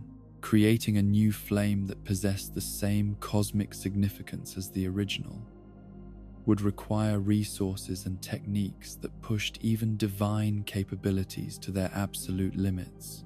The ritual components alone would need to be gathered from sources scattered across the known world, while the magical energies required for the working would demand contributions from multiple divine beings working in perfect coordination. More fundamentally, the attempt would require a level of understanding about the flame's true nature that no single being, however wise or powerful, could hope to possess through individual study. The first flame had emerged from primordial chaos through processes that predated consciousness itself, its creation involving forces and principles that existed outside the normal boundaries of space and time. Recreating such a miracle through deliberate intent rather than cosmic accident would be like trying to paint a perfect sunrise using only shades of grey. Yet the witch's desperation to preserve the world she loved drove her to believe that even impossible challenges could be overcome through sufficient determination and sacrifice. The alternative, watching helplessly as the flame guttered out and the Age of Fire collapsed into darkness, was unthinkable for someone who had invested her entire existence in nurturing and protecting the forces of light and creation. She began her preparations in secret, understanding instinctively that the other gods would attempt to dissuade her from such a dangerous course of action if they learned of it before her plans had advanced too far to be easily abandoned. The magical workings required for her attempt would consume resources on a scale that would be difficult to conceal, but the deep caverns of Izalith provided natural shielding that could hide even the most dramatic displays of power from divine observation. The first phase of her great working involved the creation of a ritual chamber that could contain and focus energies that approached the cosmic in their magnitude. This was not merely a matter of carving out space and inscribing appropriate symbols, though even those preliminary steps required months of careful labor by beings whose understanding of magical principles was already profound. The chamber had to be constructed according to geometric principles that reflected the fundamental structure of reality itself, its dimensions and proportions calculated to resonate with the deeper harmonics that govern the flow of magical energy through the cosmos. The walls were carved with symbols that were not merely decorative but functional, each one a component in a vast equation that would determine whether the ritual succeeded in creating new fire or simply consumed everything it touched in a catastrophic explosion. The floor of the chamber was inlaid with channels through which liquid fire would flow during the crucial moments of the working, these pathways designed to direct and concentrate the creative forces that would be unleashed. At the chamber's heart stood an altar carved from a single block of stone that had never known cold, its surface polished to mirror brightness and inscribed with words of power in languages that predated the dragon's defeat. As the physical preparations neared completion, the witch began the even more challenging task of gathering the exotic materials that her ritual would require.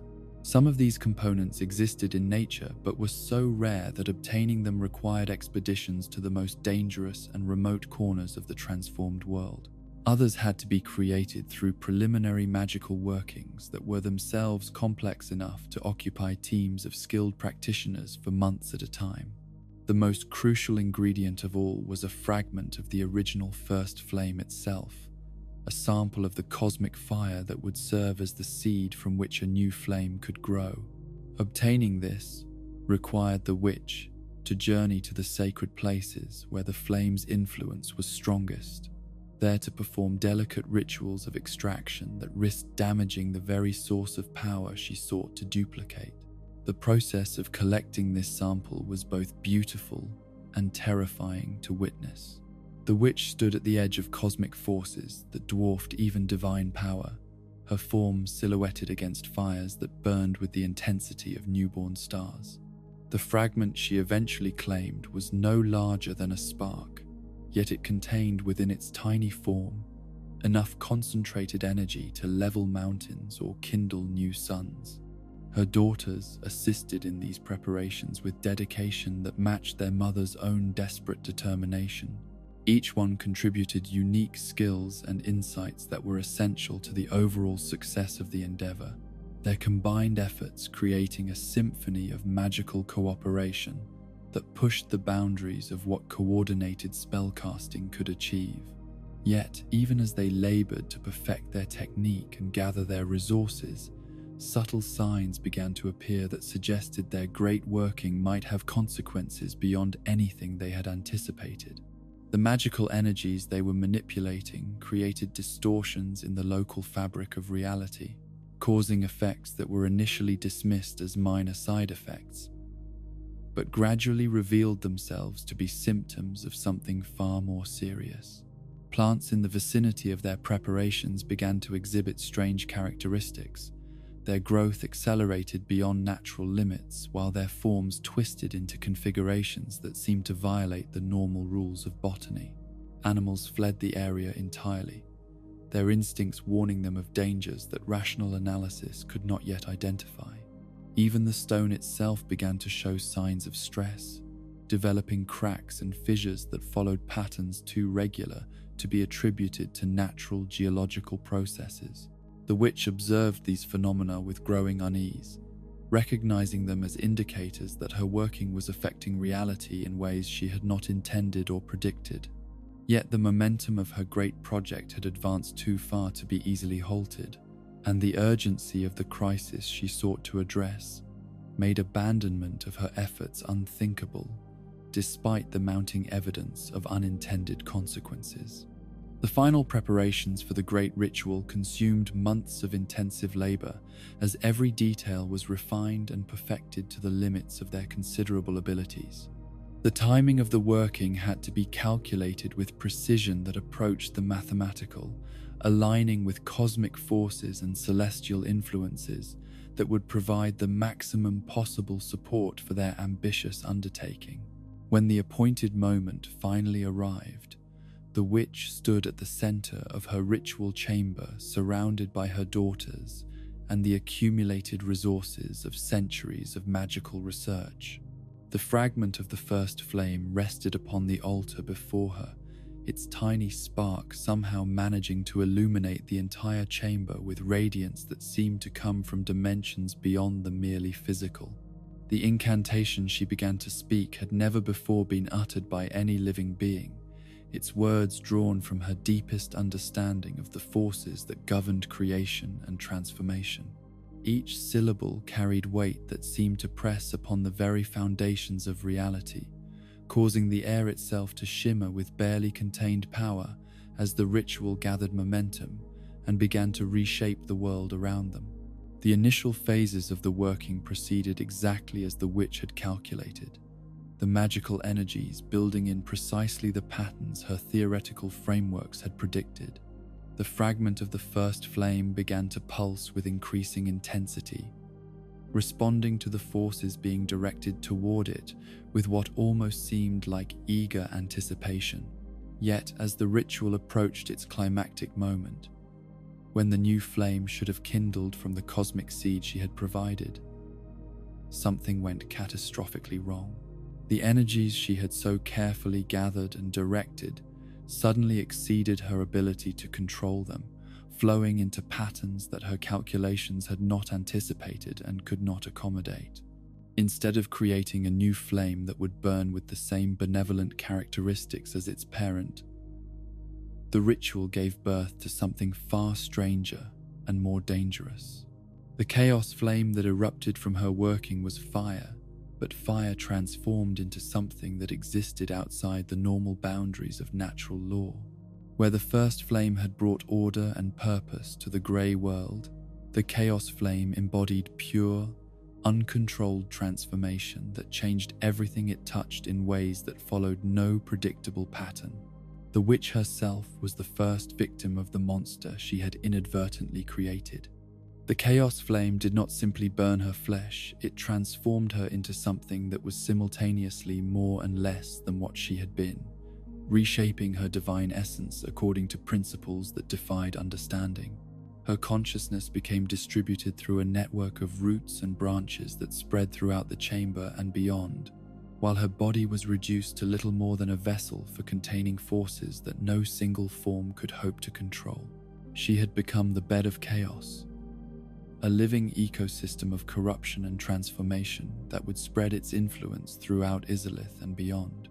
Her daughters, caught in the expanding radius of chaotic change, were transformed according to their own natures and the random whims of forces that recognized no law save constant mutation. Some were changed into demons, their forms becoming monstrous parodies of their former beauty as the chaos flame reshaped them according to its alien logic. Others were fused with the living stone of the caverns, becoming part of the growing network of roots and corruption that spread outward from their mother's transformed body. One daughter, through a combination of natural resistance and fortunate positioning, managed to partially escape the initial wave of transformation. Yet even she was not left unmarked by the catastrophe. Her form changed in subtle ways that would mark her forever as a victim of the chaos that her mother's desperation had unleashed upon the world.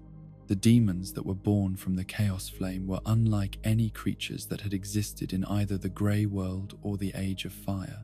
They were beings of pure destructive energy given form, their existence dedicated to spreading the chaotic transformation that had created them. Some took shapes that mockingly resembled the dragons that had once ruled the world, while others appeared as twisted parodies of the divine beings who now governed the realm above. These new creatures possessed power that rivaled divine authority, yet their strength was channeled toward destruction rather than creation, toward chaos rather than order.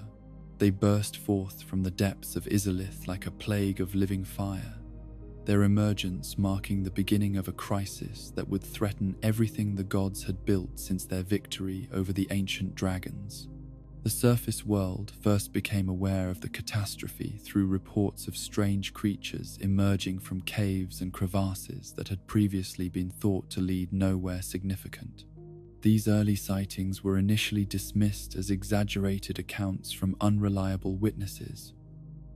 But as the incidents multiplied and the descriptions became more consistent, it became clear that something unprecedented was occurring in the deep places of the earth. The demons that reached the surface brought with them transformative fires that changed everything they encountered. Forests that had flourished under divine protection withered and died when touched by chaos flame, their living wood becoming twisted sculptures that hurt the mind to observe. Rivers boiled away, or were transformed into streams of liquid fire that carved new channels through landscape that had seemed permanent and stable. Cities found themselves under siege by creatures that could not be fought with conventional weapons or strategies. The demons were not merely physically powerful, but existentially alien, their very presence corrupting the ordered reality that divine rule had established. Conventional military tactics proved useless against foes that could reshape themselves at will or phase through solid matter as if it were empty air. The Silver Knights of Anor Londo, despite their divine weapons and blessed armor, found themselves struggling against enemies that seemed to grow stronger with each battle. The demons could absorb and redirect the light-based attacks that had proven so effective against conventional foes, turning divine power against itself in displays that shattered the confidence of even the most experienced warriors. Gwyn himself descended from Anor Londo to assess the crisis firsthand, his divine senses revealing the true scope of the catastrophe that the witch's failed experiment had unleashed upon the world. The corruption spreading from Izalith was not simply a localized phenomenon, but a fundamental challenge to the cosmic order that sustained the Age of Fire itself. The chaos flame that had consumed the witch was feeding upon the same sources of power that sustained divine authority, drawing energy from the first flame through connections that defied normal understanding.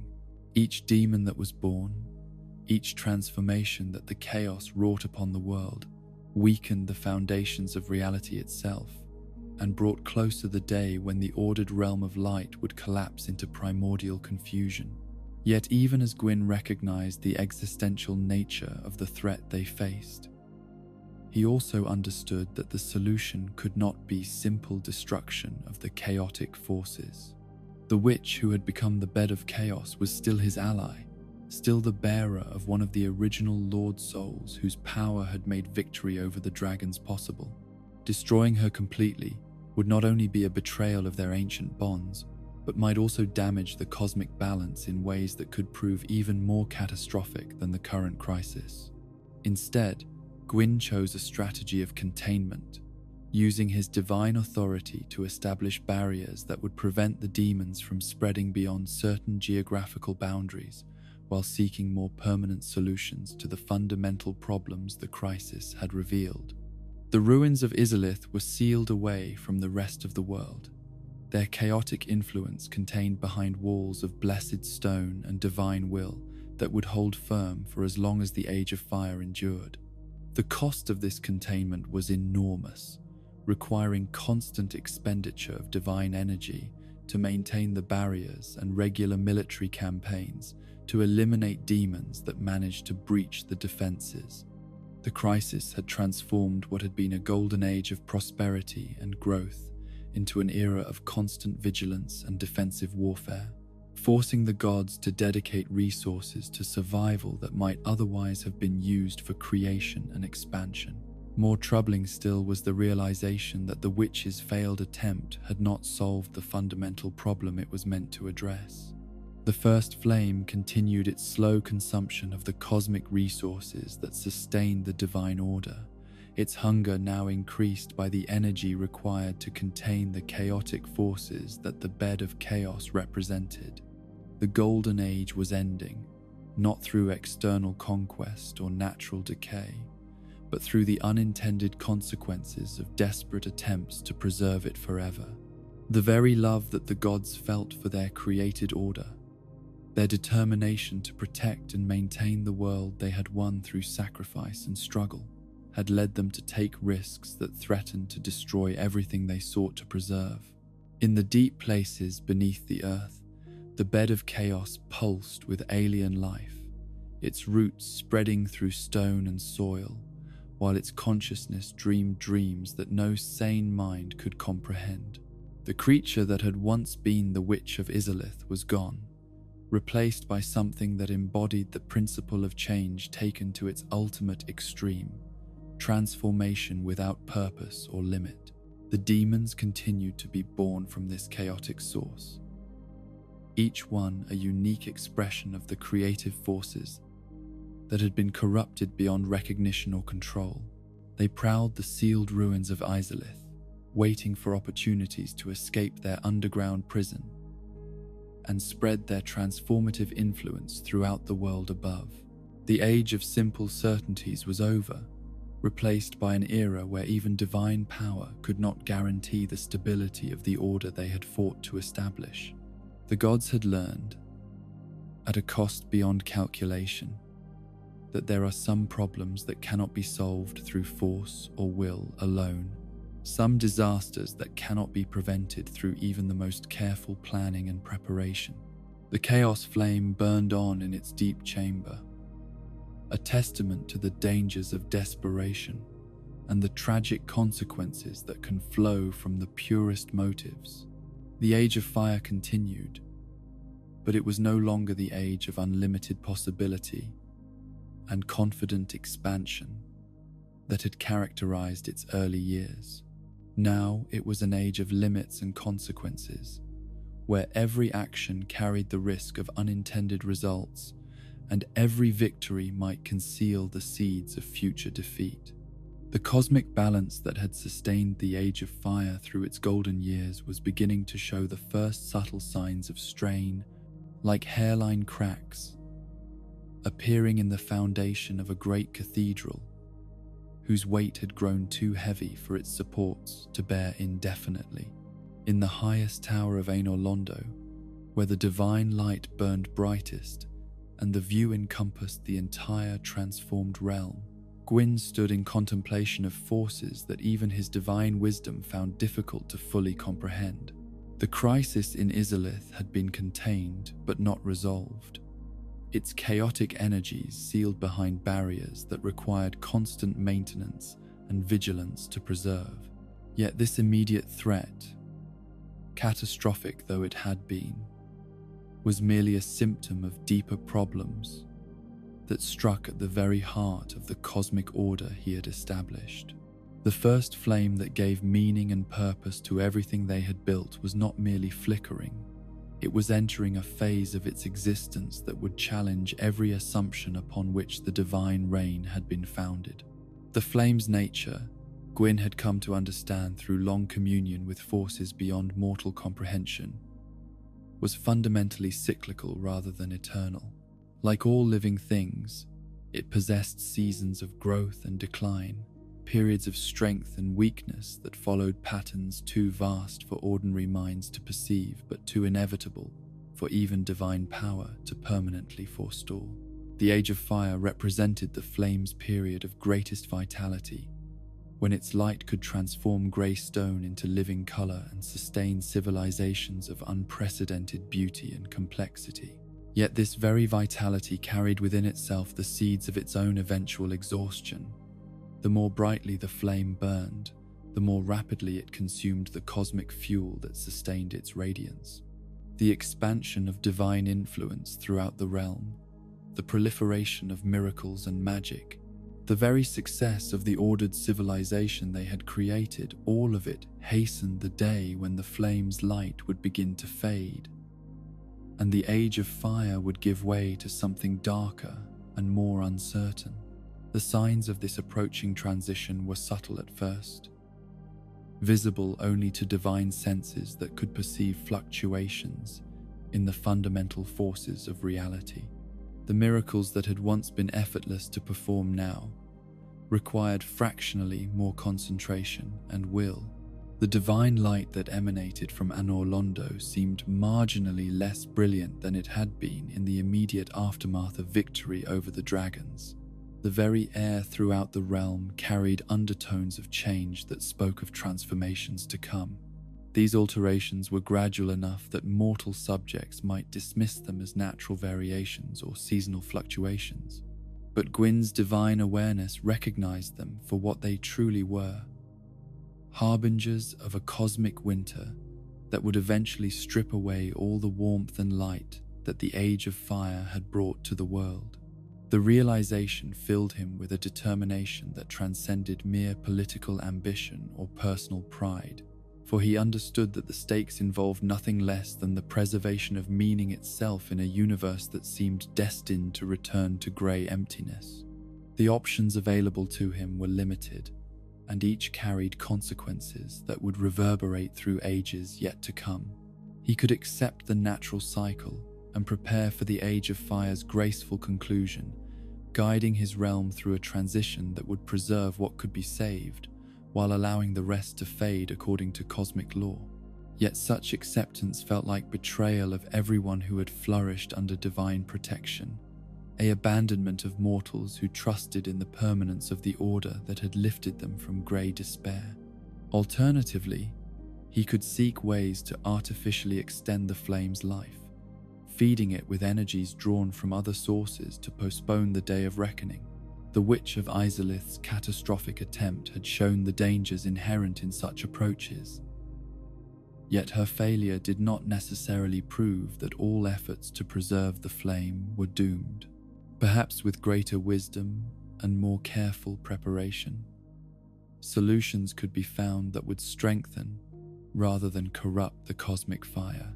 The third possibility was the most radical and potentially the most dangerous. He could sacrifice his own divine essence to rekindle the flame when it finally began to fail, using the power of his Lord's soul to provide new fuel for the cosmic fire. Such an act would transform him fundamentally, stripping away his current nature while potentially preserving the age he had worked so long to build and protect. As Gwyn wrestled with these impossible choices, other changes were beginning to manifest throughout his realm that would complicate any solution he might eventually select. The most troubling of these was the appearance of a phenomenon that had been unknown since the defeat of the dragons.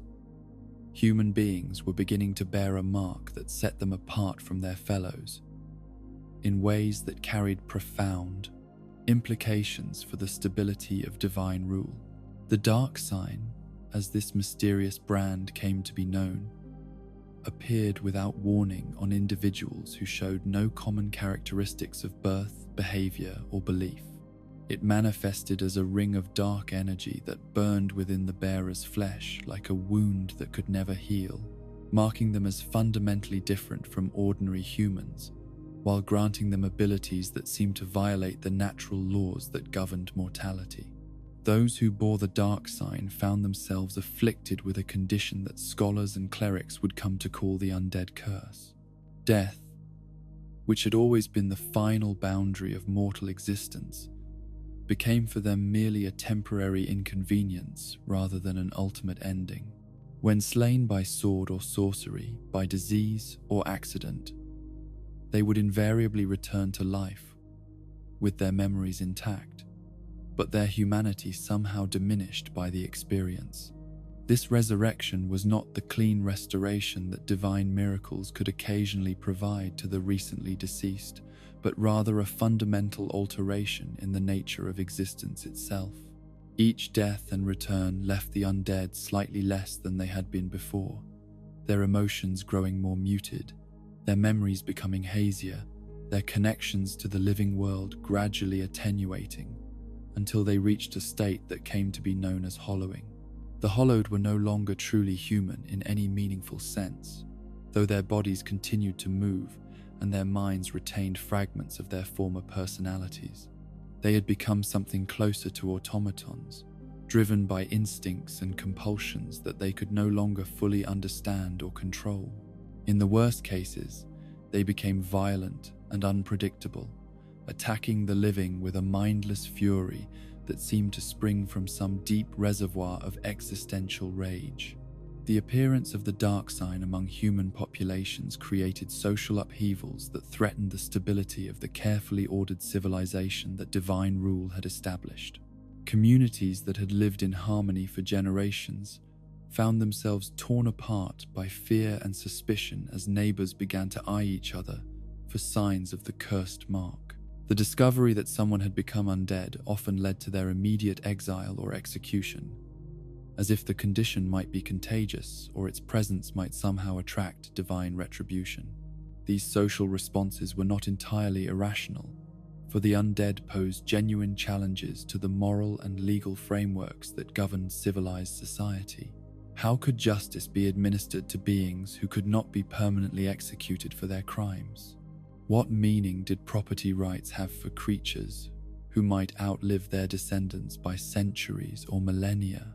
How could social bonds be maintained with individuals who grew less human with each passing death and resurrection?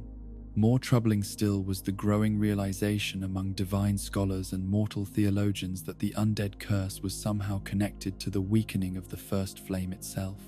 The timing of its appearance, coinciding as it did with the first subtle signs of the flame's decline, suggested that the two phenomena shared common origins in the shifting cosmic balance that governed the Age of Fire. Investigation into this connection revealed disturbing truths about the nature of humanity itself and its relationship to the divine order that the gods had established. The dark soul that the furtive pygmy had claimed from the first flame at the world's beginning had been divided among countless human beings, its fragments providing them with the spark of consciousness and will that distinguished them from mere animals. Yet this same dark essence, when concentrated through the mysterious processes that created the dark sign, seemed to resonate with forces that existed outside the cosmic order of light and fire. The implications of these discoveries filled Gwyn with a growing sense of unease that went beyond mere political concern for the stability of his realm.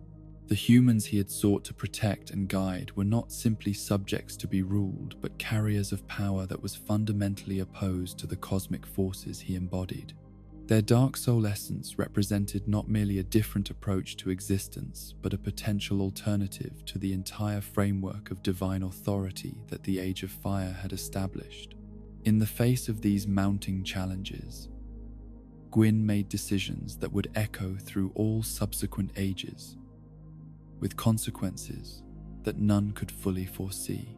The undead, whose very existence seemed to threaten the cosmic order, were to be gathered from throughout the realm and confined in places where their influence could not spread to the broader population. Great asylums were constructed in remote locations where these cursed beings could be contained while scholars sought solutions to their condition. The undead asylum that became the most significant of these institutions was built in the far north, where the influence of divine authority grew thin, and the ancient patterns of the grey world still held some sway over local reality. Here, surrounded by walls that had been blessed with divine power, and guarded by knights whose dedication transcended ordinary human loyalty, the undead could be kept safely away from the communities they might otherwise disrupt. The asylum was designed not merely as a prison, but as a place of study and potential healing, where the greatest minds of the age could investigate the nature of the curse and seek means of either curing it or at least mitigating its effects. Yet these noble intentions could not disguise the fundamental reality that the undead were being exiled from the world they had once called home, cast out like lepers or plague victims whose only crime was bearing a mark they had never chosen to receive. The social and psychological impact of this mass internment rippled throughout human civilization in ways that undermined the very foundations of trust and community that divine rule had sought to foster. Families were torn apart as members developed the dark sign and were taken away by divine authorities, their fate unknown and their return deemed impossible. The promise of eternal order and justice that the Way of White had proclaimed began to seem hollow when applied to beings whose existence challenged the basic assumptions upon which that order had been built. Yet, even as Gwyn struggled with the problem of the undead curse and its implications for divine authority, another crisis was developing within his own divine family that would test the bonds of loyalty and love that held the celestial household together. His firstborn son, the nameless king whose martial prowess had made him legendary even among the gods, was beginning to question fundamental aspects of the cosmic order his father had established. The young god's doubts had their origins in his deep study of the dragons that had been defeated in the great war that established divine rule. Unlike the other gods, who viewed the ancient worms primarily as obstacles that had been rightfully overcome, the nameless king had developed a fascination with dragon nature and culture that bordered on philosophical sympathy. His researches had revealed aspects of dragon civilization that the official histories of divine victory had overlooked or deliberately suppressed. The ancient worms had not been merely mindless beasts clinging to an outdated cosmic order, but rather beings with their own forms of wisdom and understanding that might have contributed to a more balanced approach to cosmic governance. Their destruction, while perhaps necessary for the emergence of the Age of Fire, had eliminated perspectives and knowledge that could never be recovered. More troubling still was the prince's growing conviction that the divine order established by his father contained fundamental flaws that would eventually lead to its collapse regardless of any external threats it might face. The artificial nature of the Age of Fire, its dependence upon constant maintenance and intervention to prevent natural decay, suggested that it was ultimately unsustainable in ways that the dragon's eternal grey realm had not been. These philosophical differences might have remained matters of academic debate within the celestial court, but the prince's convictions led him to actions that challenged divine policy in ways that could not be overlooked or forgiven. When reports reached Anor Londo of renewed dragon activity in distant corners of the realm, the nameless king advocated for diplomatic contact rather than immediate military response. His arguments fell upon ears that were deafened by the memory of the Great War and the certainty that dragon resurgence posed an existential threat to everything divine rule had achieved. Yet the prince persisted in his advocacy, eventually taking action that would shatter his relationship with his father and lead to his exile from the celestial realm. In direct defiance of explicit divine commands, the nameless king made contact with surviving dragons and began to study their ways firsthand. His growing understanding of dragon philosophy and magic led him to conclusions that were anathema to everything the Age of Fire represented. The eternal stasis that the worms embodied was not mere stubborn resistance to change, but rather recognition of cosmic truths that the gods had been too ambitious or arrogant to acknowledge. The confrontation between father and son that resulted from these revelations was one of the most painful moments in the entire history of divine rule. Gwyn, faced with the choice between accepting challenges to his cosmic vision or maintaining the unity that divine authority required, chose the path that would preserve order at the cost of personal happiness. The nameless king was stripped of his divine titles and banished from Anor Londo, his very existence erased from official records as if he had never been born.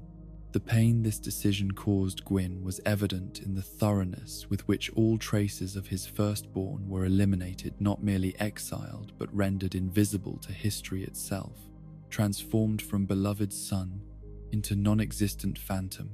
Yet exile could not eliminate the questions the prince had raised about the fundamental sustainability of divine rule, nor could it prevent the fulfillment of the doubts he had expressed about the Age of Fire's ultimate stability.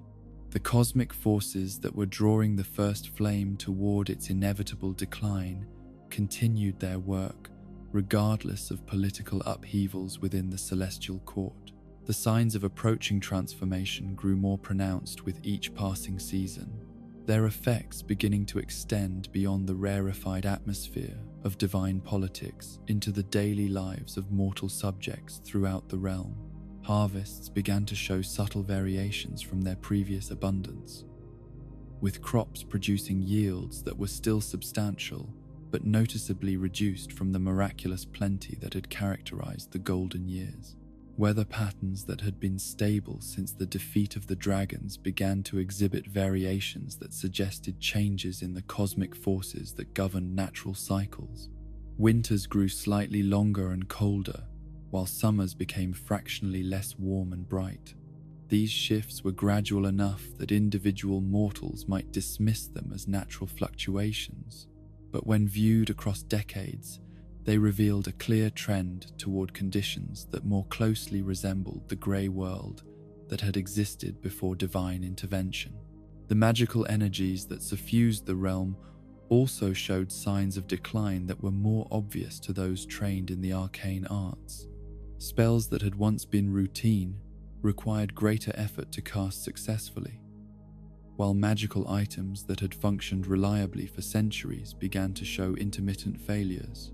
The great works of thaumaturgy that had made divine civilization possible, the eternal flames that lit the cities, the enchanted gardens that provided miraculous abundance, the protective barriers that kept dangerous creatures at bay, all began to require more frequent maintenance and renewal. Most troubling of all were the changes that scholars observed in the fundamental constants that governed magical law throughout the realm. The mathematical relationships that determined the efficiency of different spellcasting techniques were shifting in ways that suggested alterations in the basic nature of reality itself. Formulas that had worked perfectly for generations suddenly produced unexpected results, while new approaches to magical theory began to emerge that were based on principles unknown during the height of divine power. These phenomena pointed toward a conclusion that even the wisest mortal scholars hesitated to voice openly. The Age of Fire was not merely experiencing temporary difficulties, but was entering a phase of fundamental transformation that would eventually result in its replacement by something entirely different. The cosmic cycle that had begun with the first flame's emergence from primordial chaos was approaching its completion, preparing to give way to forces that represented the antithesis of everything divine rule had created. Yet even as evidence of the approaching cosmic winter accumulated, Gwyn refused to accept the inevitability of the Age of Fire's decline. His determination to preserve the world he had fought to create grew stronger rather than weaker as the challenges mounted, leading him towards solutions that would demand sacrifices beyond anything yet contemplated. The research that he began to undertake in the deepest chambers of Anor Londo delved into cosmic mysteries that had been left unexplored since the victory over the dragons. The nature of the first flame itself, the relationship between divine power and mortal existence, the fundamental laws that governed the transition between different cosmic ages, all became subjects of investigation that pushed even divine understanding to its limits. The conclusion that emerged from these studies was both hopeful and terrifying in its implications.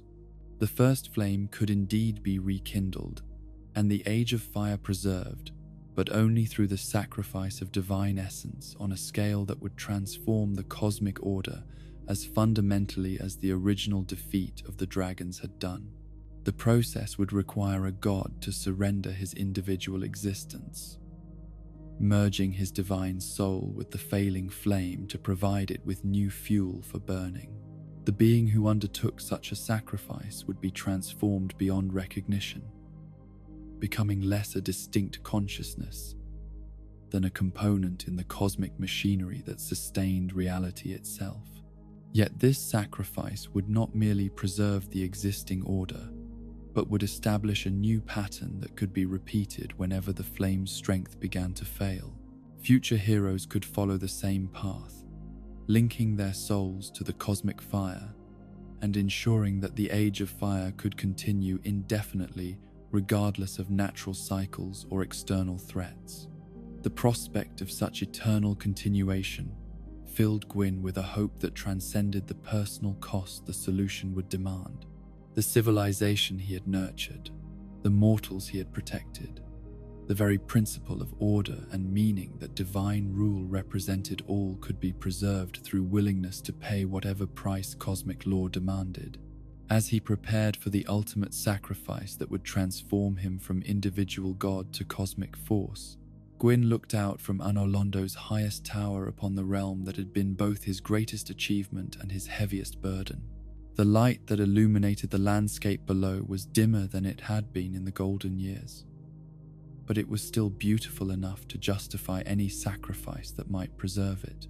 The Age of Fire would continue, sustained by divine will and powered by divine sacrifice. The cycle of light and dark would be broken, replaced by an eternal noon that would never fade into cosmic night. The price of such permanence would be measured in the transformation of gods into fuel, but that cost seemed small compared to the alternative of watching everything beautiful return to grey emptiness. Soon, Gwyn would descend from his celestial city to make the offering that would redefine the nature of existence itself. The Lord of Sunlight would become the fire he had always served, his individual consciousness dissolved into the cosmic forces that sustained the world he loved more than his own eternal soul.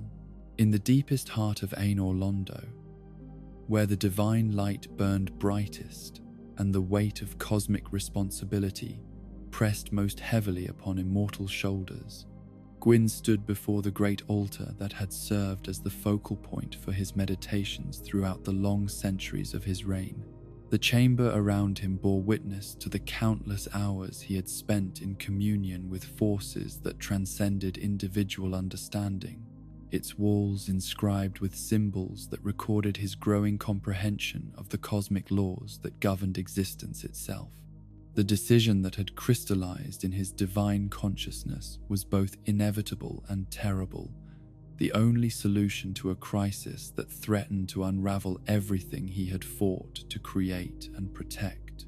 The first flame's decline had accelerated beyond any possibility of natural recovery, its cosmic essence now so depleted that even the most conservative projections suggested complete extinction within a time frame that could be measured in years rather than centuries. The undead curse continued to spread among human populations despite all efforts at containment, each new bearer of the dark sin representing both a symptom of the flame's weakness and a drain upon the cosmic resources needed for its revival. The demons sealed within Izalith pressed constantly against their divine barriers, their chaotic nature growing stronger as the ordered forces that contained them grew correspondingly weaker. Most troubling of all was the growing awareness among mortal scholars and divine courtiers alike that fundamental change was approaching whether the gods willed it or not. The mathematical certainties that had governed magical law since the defeat of the dragons were breaking down, replaced by variables and uncertainties that spoke of cosmic transformation beyond anything seen since the Grey World's ending. Yet Gwyn's research into the deepest mysteries of divine power had revealed a path that could preserve everything worth preserving while sacrificing only what was ultimately expendable. The Lord's soul that burned within his divine essence was more than merely personal power. It was a fragment of the cosmic fire itself, connected to the first flame by bonds that transcended space and time. If that fragment could be returned to its source through the proper ritual, and under the correct cosmic conditions, it would provide the failing flame with exactly the kind of fuel it needed for complete renewal. The process would not merely delay the flame's extinction, but would fundamentally alter its nature, transforming it from a slowly burning cosmic candle into a furnace that could sustain itself through the consumption of divine essence. The theological implications of such a transformation were staggering in their scope and complexity. The Age of Fire would become truly eternal, sustained not by the gradual consumption of primordial energies, but by the willing sacrifice of beings powerful enough to serve as cosmic fuel. Future heroes could follow the same path when the flame's strength began to wane, ensuring perpetual renewal through perpetual offering. This solution appealed to Gwyn not merely because it would preserve his beloved creation, but because it established a principle that elevated sacrifice above self-preservation as the highest divine virtue. The gods would no longer be distant rulers dispensing power from positions of absolute security, but rather shepherds willing to give their very existence for the welfare of their flocks. The practical preparations for such an unprecedented undertaking required resources and knowledge that pushed even divine capabilities to their absolute limits.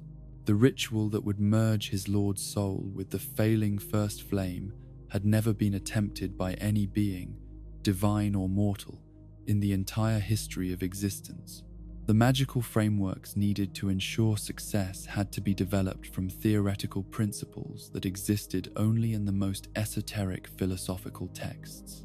More challenging still was the question of timing, for the sacrifice would need to occur at precisely the moment when the flame's weakness made it capable of accepting new fuel without being overwhelmed or corrupted by the process. Too early, and the divine essence would be rejected by cosmic forces that were not yet ready for such intervention. Too late, and the flame would lack the strength necessary to properly integrate the offered power. Gwyn's divine senses, attuned to fluctuations in cosmic energy that were invisible to lesser beings, tracked the flame's declining strength with mathematical precision. Each passing day brought measurable reductions in the fundamental forces that sustained reality, while each manifestation of divine power drew upon reserves that could never be replenished through ordinary means. The moment of perfect opportunity was approaching with the inevitability of sunrise, though this particular dawn would mark not the beginning of a new day, but the transformation of day itself into something unprecedented and eternal. When that moment arrived, Gwyn would need to be prepared, not merely in terms of magical technique and ritual preparation, but also in the deeper spiritual sense that such ultimate sacrifice demanded. The farewells he began to make to his divine family were among the most difficult experiences of his entire existence, though their necessity could not be avoided if his sacrifice were to achieve its intended purpose. Guinevere, his beloved daughter whose radiant beauty had brought joy to countless mortals throughout his realm, received his blessing and the transfer of authorities that would allow divine government to continue in his physical absence. The Princess of Sunlight accepted these responsibilities with grace that matched her luminous nature, though her sorrow at the approaching loss was evident in the way her radiance dimmed whenever she contemplated a future without her father's guiding presence.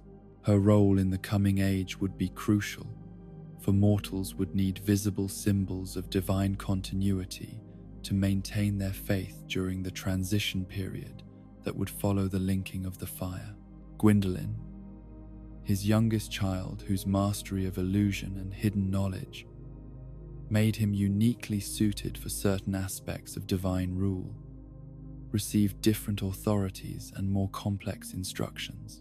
The Dark Sun's abilities would be essential for maintaining the appearance of normal divine government, while the deeper realities of cosmic order underwent fundamental transformation.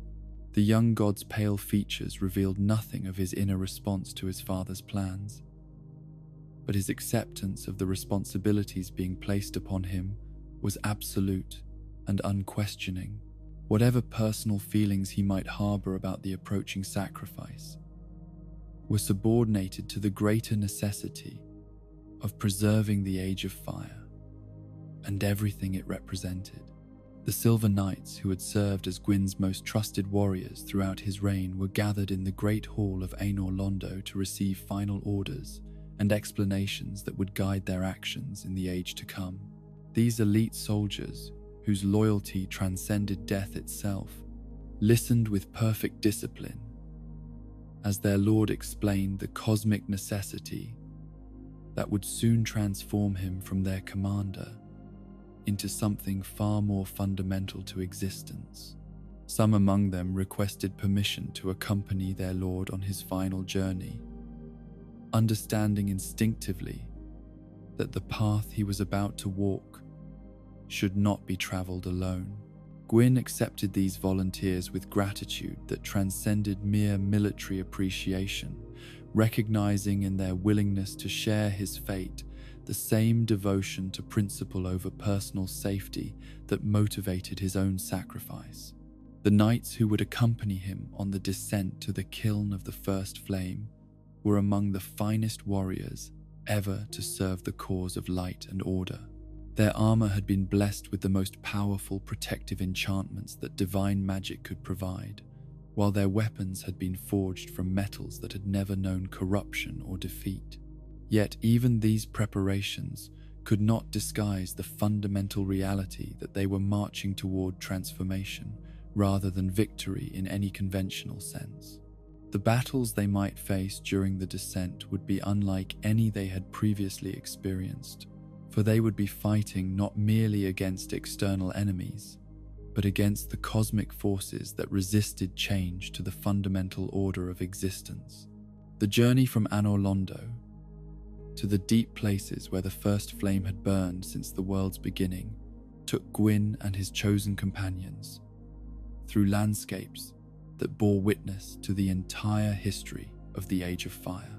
They passed through forests that had grown from seeds scattered by divine will, crossed rivers that had been carved by waters flowing for the first time in cosmic history, and climbed mountains that had risen from plains, transformed by the defeat of the ancient dragons.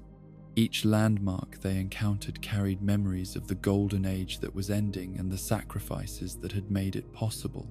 The cities they glimpsed in the distance still glowed with divine light, their inhabitants continuing their daily lives in blissful ignorance of the cosmic drama that was approaching its climax in the deep places of the earth. The contrast between the surface world's continued prosperity and the approaching transformation that would preserve it created a poignancy that even divine consciousness found difficult to bear. Everything beautiful that they passed would endure because of the sacrifice being made. Yet those who benefited would never fully understand the price that had been paid for their continued existence. As the divine procession descended through levels of reality that grew progressively more fundamental and less accessible to ordinary perception, the very nature of existence began to change around them. The solid matter that comprised the upper world gave way to substances that were more energy than mass, while the familiar laws of physics were replaced by principles that governed the interaction between consciousness and cosmic force. The kiln of the first flame existed at the intersection of all possible realities, a place where the boundaries between different dimensions of existence grew thin enough to allow direct interaction with the fundamental forces that sustained the universe itself. The heat that emanated from this cosmic hearth was not mere temperature, but the basic energy that allowed matter to exist in organized forms rather than dissolving into primordial chaos. The chamber that contained the first flame was simultaneously the most beautiful and most terrible place that had ever existed within the bounds of creation. The walls, if they could properly be called walls, seemed to be constructed from crystallized light that contained within its structure the accumulated wisdom of every age since time began. The floor beneath their feet was solid enough to support their weight, yet transparent enough to reveal depths that seemed to extend into infinity itself. At the center of this cosmic cathedral, the first flame burned with radiance that hurt divine eyes to observe directly. Yet even to Gwyn's transformed perceptions, it was clearly evident that the cosmic fire was indeed failing. Its light dimmed to a fraction of the brilliance it had possessed during the world's earliest days. The fuel that had sustained it since emerging from primordial chaos was finally approaching exhaustion, and without immediate intervention, complete extinction would follow within a time span that could be measured in moments rather than years. The Silver Knights who had accompanied their lord on this ultimate journey took positions around the chamber's perimeter, their blessed weapons, ready to defend against any force that might attempt to interfere with the cosmic ritual that was about to begin. Yet the enemies they faced were not physical beings that could be fought with conventional tactics, but rather the fundamental resistance that reality itself offered to changes in its basic structure. The cosmic forces that governed the transition between different ages of existence had their own momentum and logic that operated independently of individual will or desire. The natural progression from the Age of Fire toward whatever darkness would follow was not merely a possibility, but an active process that required enormous energy to halt or reverse. Gwyn's approach to the first flame was simultaneously a physical journey across the chamber floor and a spiritual passage through dimensions of consciousness that had never been explored by any individual being.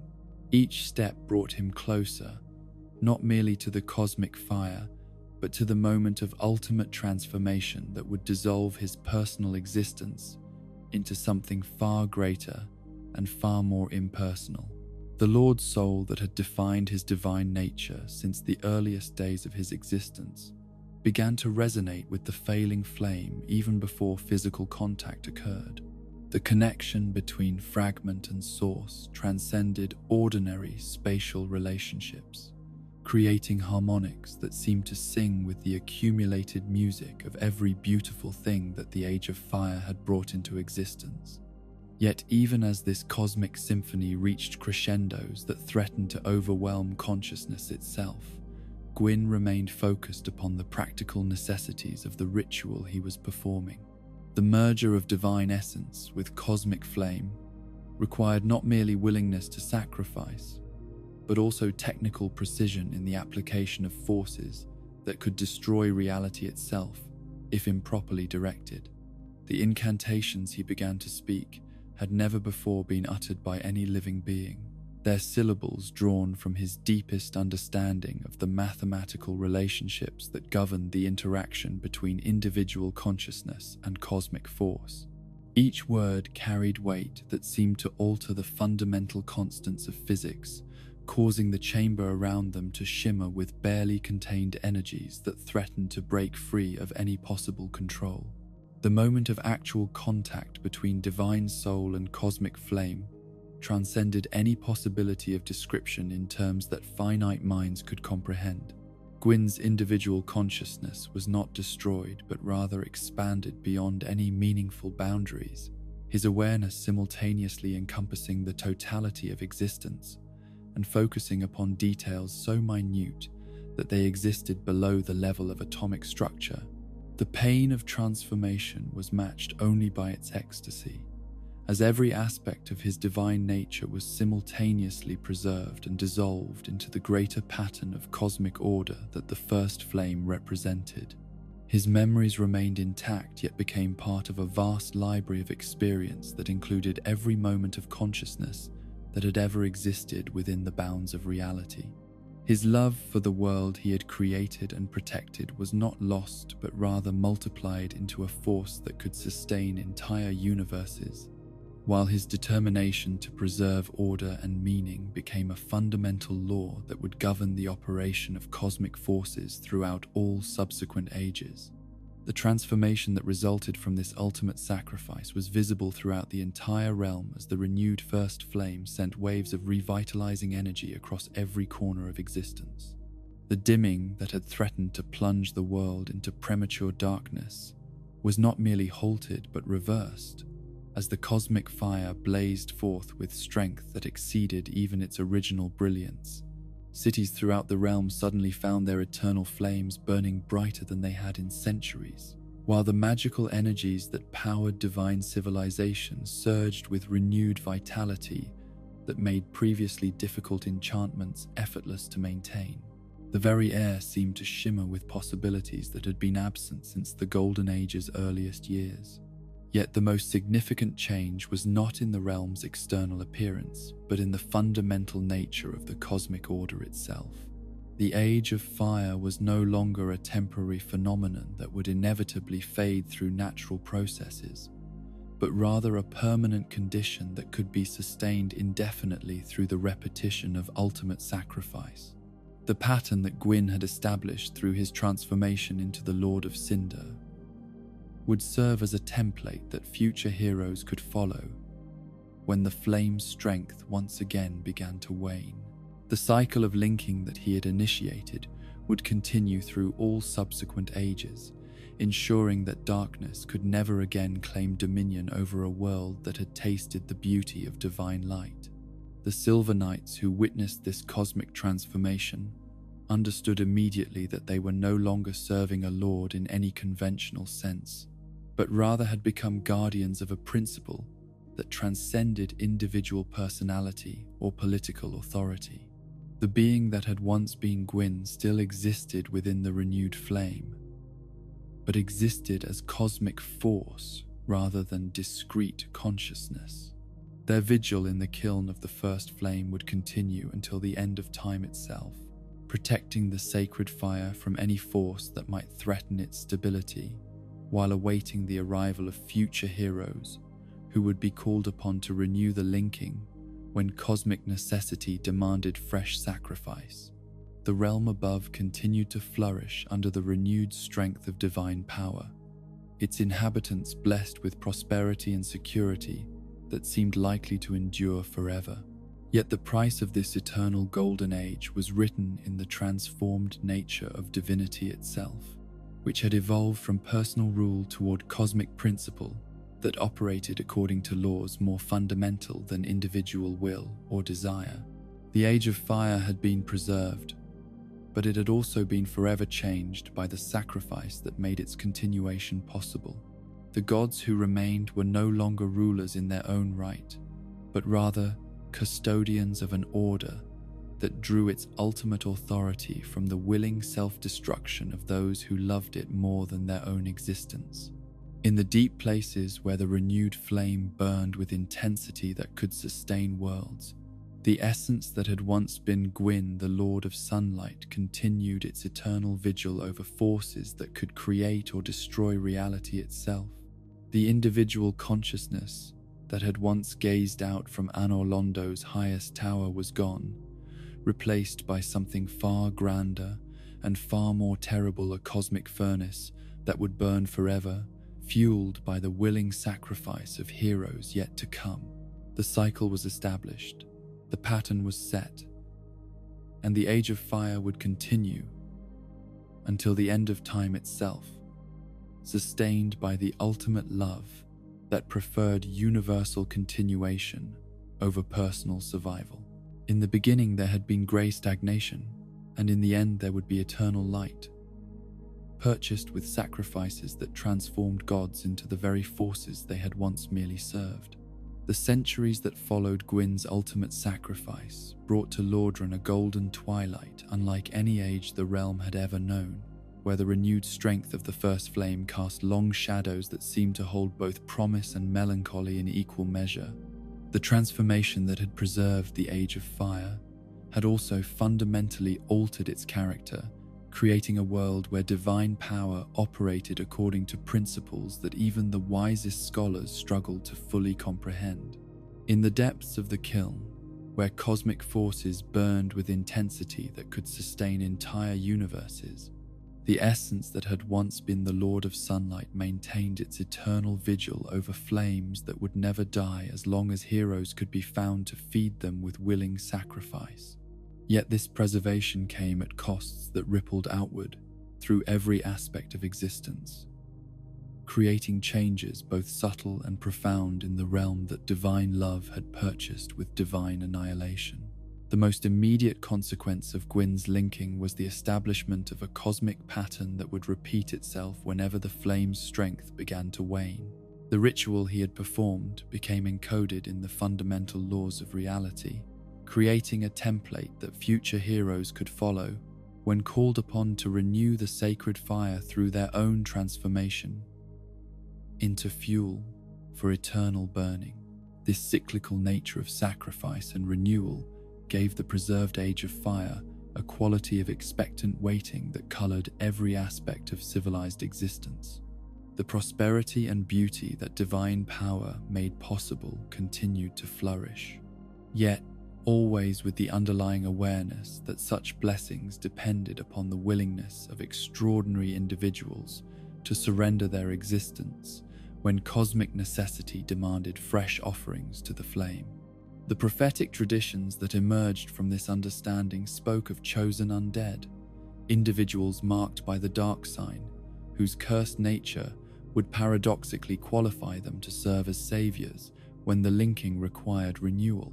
These prophecies, disseminated through the remnants of the Way of White and preserved in the most sacred texts of divine scripture, promised that heroes would arise from the ranks of the outcast and cursed to perform deeds that would shame the greatest champions of the Golden Age.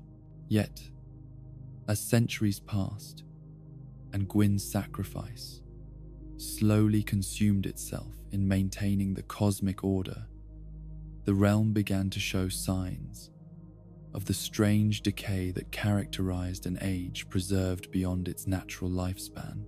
This was not the simple decline that would have followed the flame's natural extinction, but rather the complex deterioration that resulted from forces being held in unnatural stasis while time itself continued its inexorable advance. The cities that had once sparkled like jewels across the transformed landscape began to exhibit a peculiar quality of faded grandeur, their architecture remaining perfectly intact while somehow seeming less vital than it had during the height of divine rule. Streets that had once bustled with commerce and celebration grew quieter, not from any lack of inhabitants, but from a subtle diminishment in the intensity with which life was lived. The population itself underwent changes that reflected the fundamental alteration in cosmic law that Gwyn's sacrifice had accomplished. Humans continued to be born and to live their lives according to patterns established during the Golden Age. Yet something essential seemed to be gradually draining from their existence, as if the very process of being sustained by artificial means was slowly but inevitably hollowing them from within.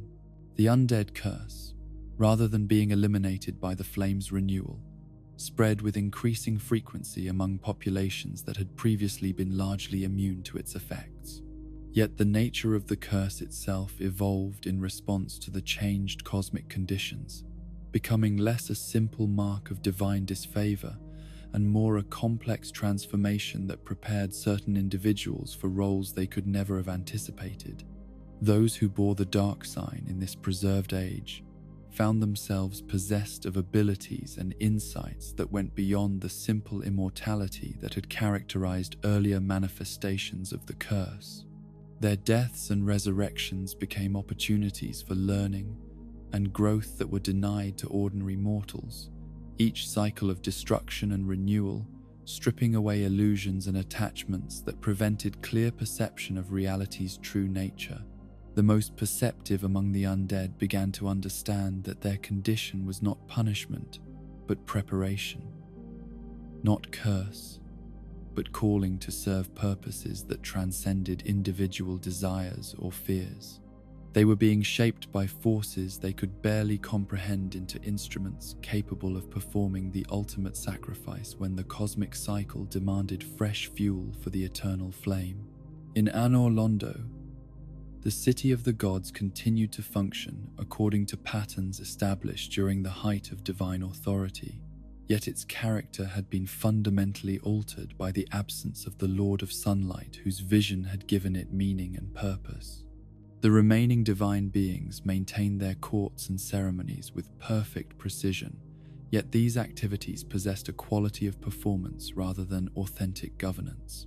Princess Guinevere, grown ever more radiant with the passage of centuries, served as the visible embodiment of divine continuity for mortal subjects who required reassurance that the cosmic order remained stable despite the fundamental changes it had undergone.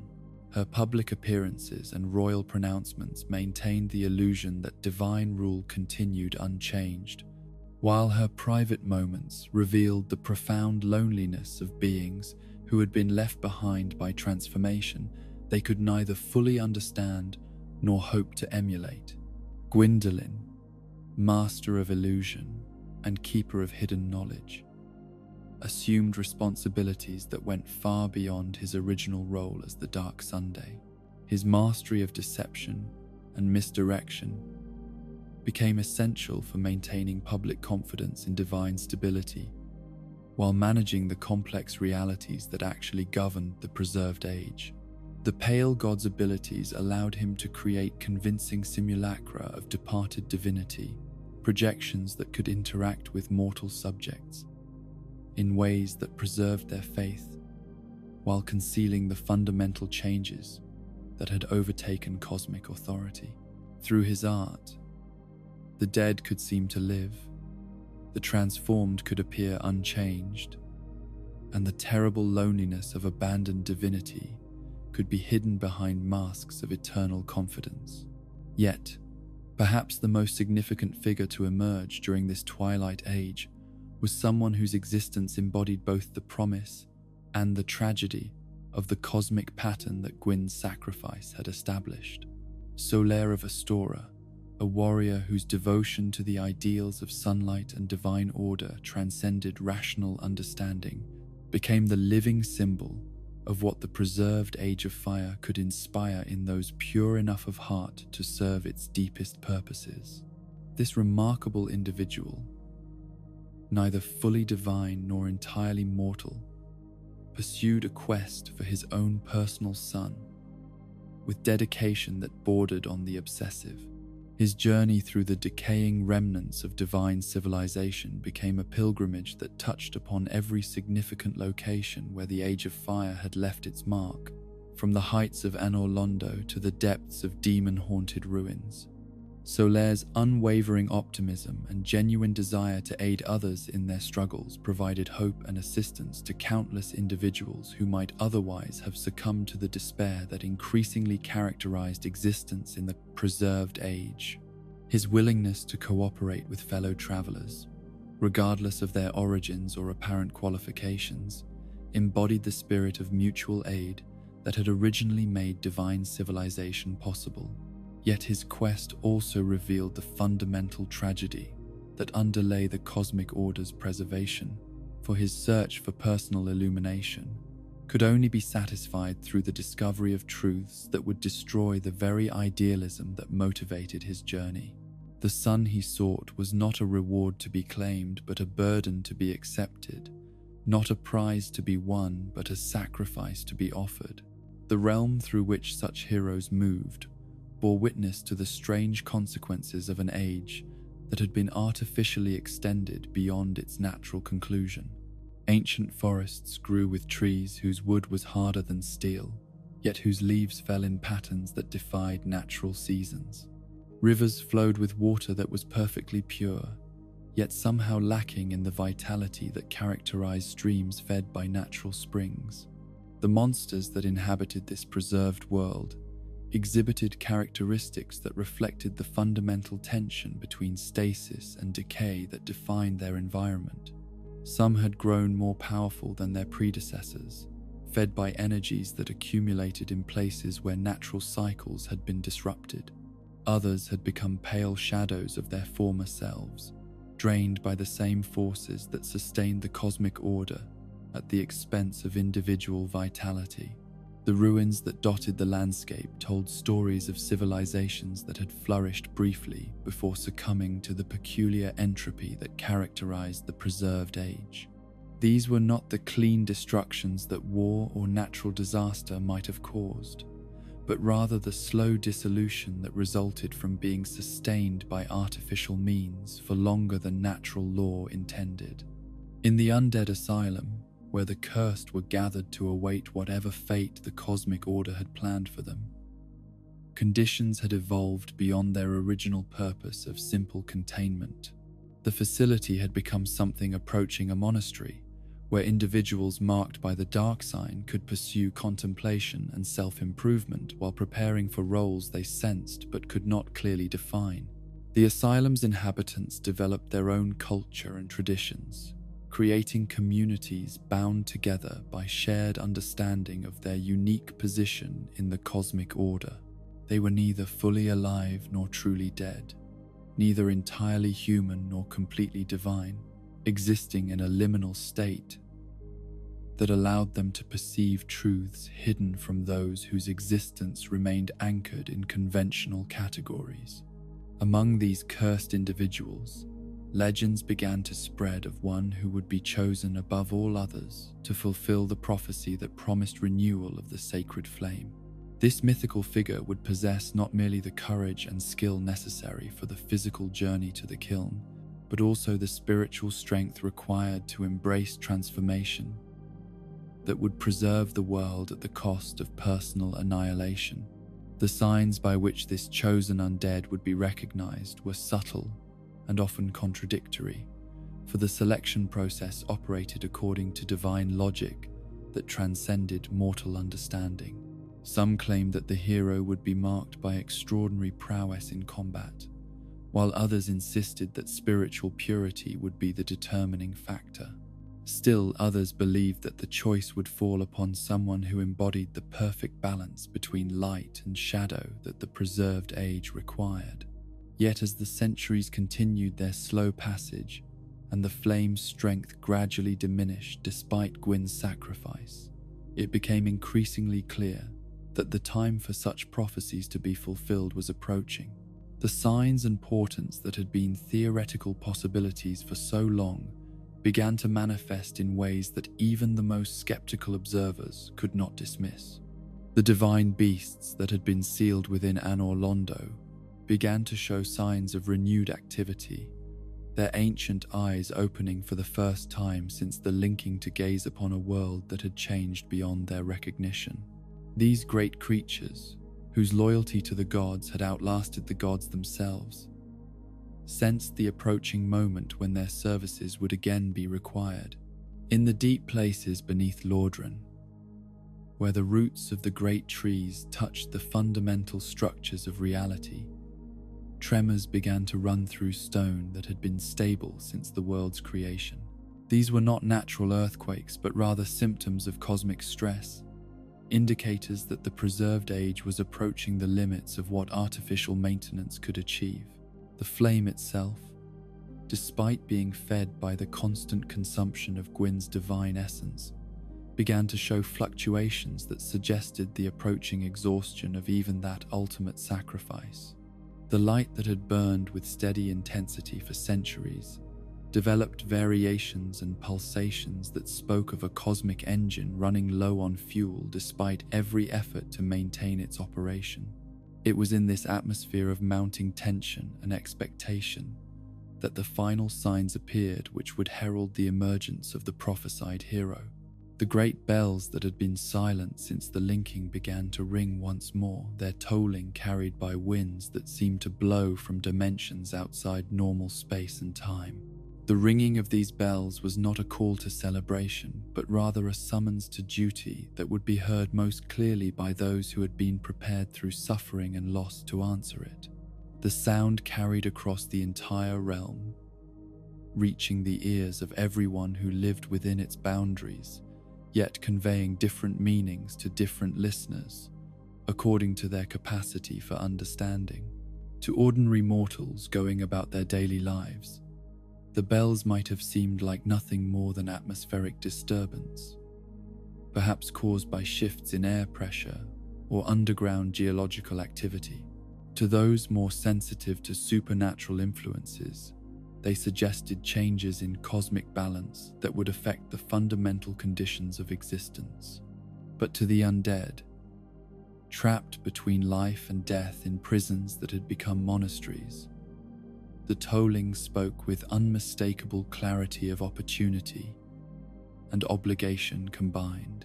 The time had come for one among their number to undertake the pilgrimage that would lead through all the significant sites where divine power had touched the world, gathering strength and understanding necessary for the ultimate confrontation with cosmic necessity.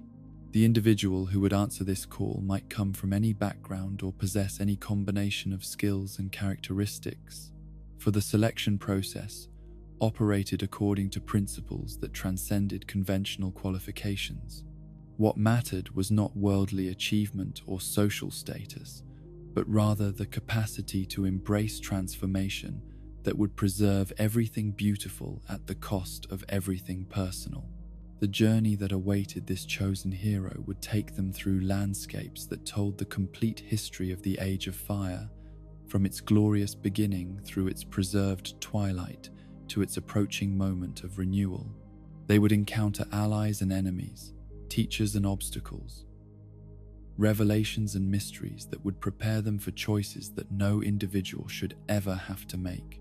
Yet make those choices they must, for the alternative was the extinction of everything that gave existence meaning and purpose. The Age of Fire could continue, but only if heroes could be found who loved it more than their own survival, who valued universal beauty more than personal happiness, who understood that true immortality came not from avoiding death, but from accepting it in service of something greater than individual consciousness. The bells continued their tolling across the twilight realm, their voices carrying promises and warnings in equal measure. Somewhere among the undead who heard their call, a hero was stirring to consciousness of their destiny, preparing to embark upon a journey that would determine whether the Age of Fire would continue its eternal burning or finally surrender to the darkness that had waited so patiently for its return. The preserved age held its breath in anticipation of choices yet to be made, sacrifices yet to be offered, and transformations yet to be undergone. In the kiln of the first flame, the essence that had once been Gwyn continued its patient burning, waiting for the arrival of fresh fuel that would ensure the cosmic fire's continuation through another cycle of heroic sacrifice. The pattern was established, the precedent was set, and the call had gone forth to those prepared to answer it. The Age of Fire would endure, sustained by the ultimate love that preferred universal continuation over personal existence, maintained by heroes whose greatest victory would be their own willing annihilation in service of eternal light. The sacred pattern that Gwyn had established through his ultimate transformation into the Lord of Cinder became the defining rhythm of all subsequent ages, a cosmic heartbeat that would pulse through eternity as long as heroes could be found willing to sacrifice their individual existence for the preservation of universal light. Yet this very success in creating an eternal cycle carried within it the seeds of complexities and contradictions that would grow more pronounced with each repetition of the linking ritual. The first hero to follow in Gwyn's footsteps emerged from the ranks of the undead within mere centuries of the original sacrifice, drawn by prophecies and portents, to undertake the pilgrimage that would end in their own transformation into fuel for the cosmic flame. This chosen undead, whose name has been lost to history, but whose deeds became the template for all future linkings, demonstrated that mortal courage could indeed match divine sacrifice when faced with the ultimate test of love versus self-preservation. Their journey through the decaying remnants of the Golden Age revealed both the beauty that the linking had preserved and the subtle corruptions that eternal preservation had introduced into the natural order. The realm they traversed was simultaneously more stable and less vital than it had been during the height of divine rule, its preservation purchased at the cost of the dynamic growth and change that had originally made the Age of Fire worth creating. The linking they performed renewed the first flame with fresh intensity, yet also established precedents that would influence all subsequent repetitions of the ritual, the specific methods they employed, the allies they gathered, the enemies they overcame, and most importantly, the spiritual journey they underwent, became part of the cosmic pattern that future heroes would need to navigate or transcend. This second linking demonstrated that the cycle Gwyn had initiated was indeed sustainable, that heroes would arise when needed to continue the eternal burning that preserved meaning and purpose in a universe that might otherwise collapse into grey meaninglessness. Yet it also revealed that each linking was unique, shaped by the character and choices of the individual who performed it, creating variations and developments in the cosmic pattern that accumulated over time. The centuries that followed brought a succession of chosen undead, each drawn from different backgrounds and possessed of different combinations of skills, motivations, and spiritual insights. Some were warriors whose prowess in combat enabled them to overcome the physical challenges of the pilgrimage through raw strength and tactical brilliance. Others relied more heavily upon magic or divine favor, their success dependent upon scholarly understanding of cosmic principles rather than martial excellence.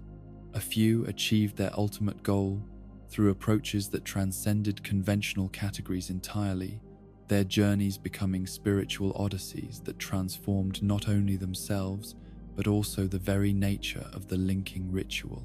These exceptional heroes expanded the boundaries of what was possible within the cosmic pattern, creating new precedents and opening new paths that future candidates might follow toward their own inevitable transformation. Yet as the cycle repeated itself through the centuries, subtle changes began to accumulate in both the process and its consequences. Each linking, while successful in renewing the flame's strength, also introduced minute variations in the cosmic order that grew more significant when compounded across multiple repetitions. The Age of Fire was being preserved, but it was also slowly evolving into something that would have been barely recognizable to those who had witnessed its original establishment. The heroes who performed these successive linkings found themselves facing challenges that grew progressively more complex and demanding with each iteration of the cycle. The enemies they encountered were not merely physical obstacles, but embodiments of cosmic resistance to the artificial preservation of an age that natural law suggested should have ended long ago. The very fabric of reality began to develop stress fractures under the accumulated weight of so many forced renewals, creating anomalies and distortions that affected everything from the basic laws of physics to the psychological well-being of those who lived within the preserved realm. Time itself became unreliable in certain locations, flowing backward or forward in patterns that defied understanding, while space developed inconsistencies that could trap unwary travelers in loops or dimensions from which escape was impossible.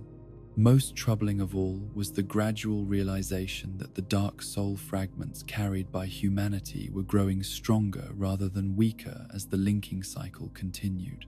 Each artificial extension of the Age of Fire seemed to concentrate rather than dissipate the opposing forces that it was meant to suppress, creating an accumulation of shadow energy that would eventually require its own resolution.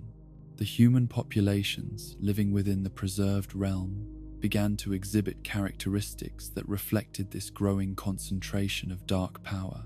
Their lifespans lengthened beyond natural limits, yet this extended existence came at the cost of decreased vitality and emotional intensity. They became pale reflections of their ancestors, possessing greater knowledge but less wisdom, more time but less purpose. The undead curse spread with increasing frequency among these attenuated populations, yet its manifestations became more subtle and complex than the straightforward immortality that had characterized earlier versions. Some of the cursed developed abilities that bordered on the prophetic, glimpsing possible futures and alternate realities through visions that were both blessing and burden. Others found themselves capable of manipulating the increasingly unstable fabric of space and time, opening passages between distant locations or accessing memories that belonged to previous iterations of the cycle. These gifts came at the cost of progressive detachment from ordinary human experience, as their enhanced perceptions made normal social relationships and simple pleasures seem hollow and meaningless. The most perceptive among the scholars and philosophers who studied these phenomena began to understand that the eternal cycle was not truly sustainable in the form that Gwyn had envisioned. Each linking successfully preserved the Age of Fire for another span of centuries, but at costs that accumulated compound interest across the repetitions, until the total burden would eventually exceed what even heroic sacrifice could bear.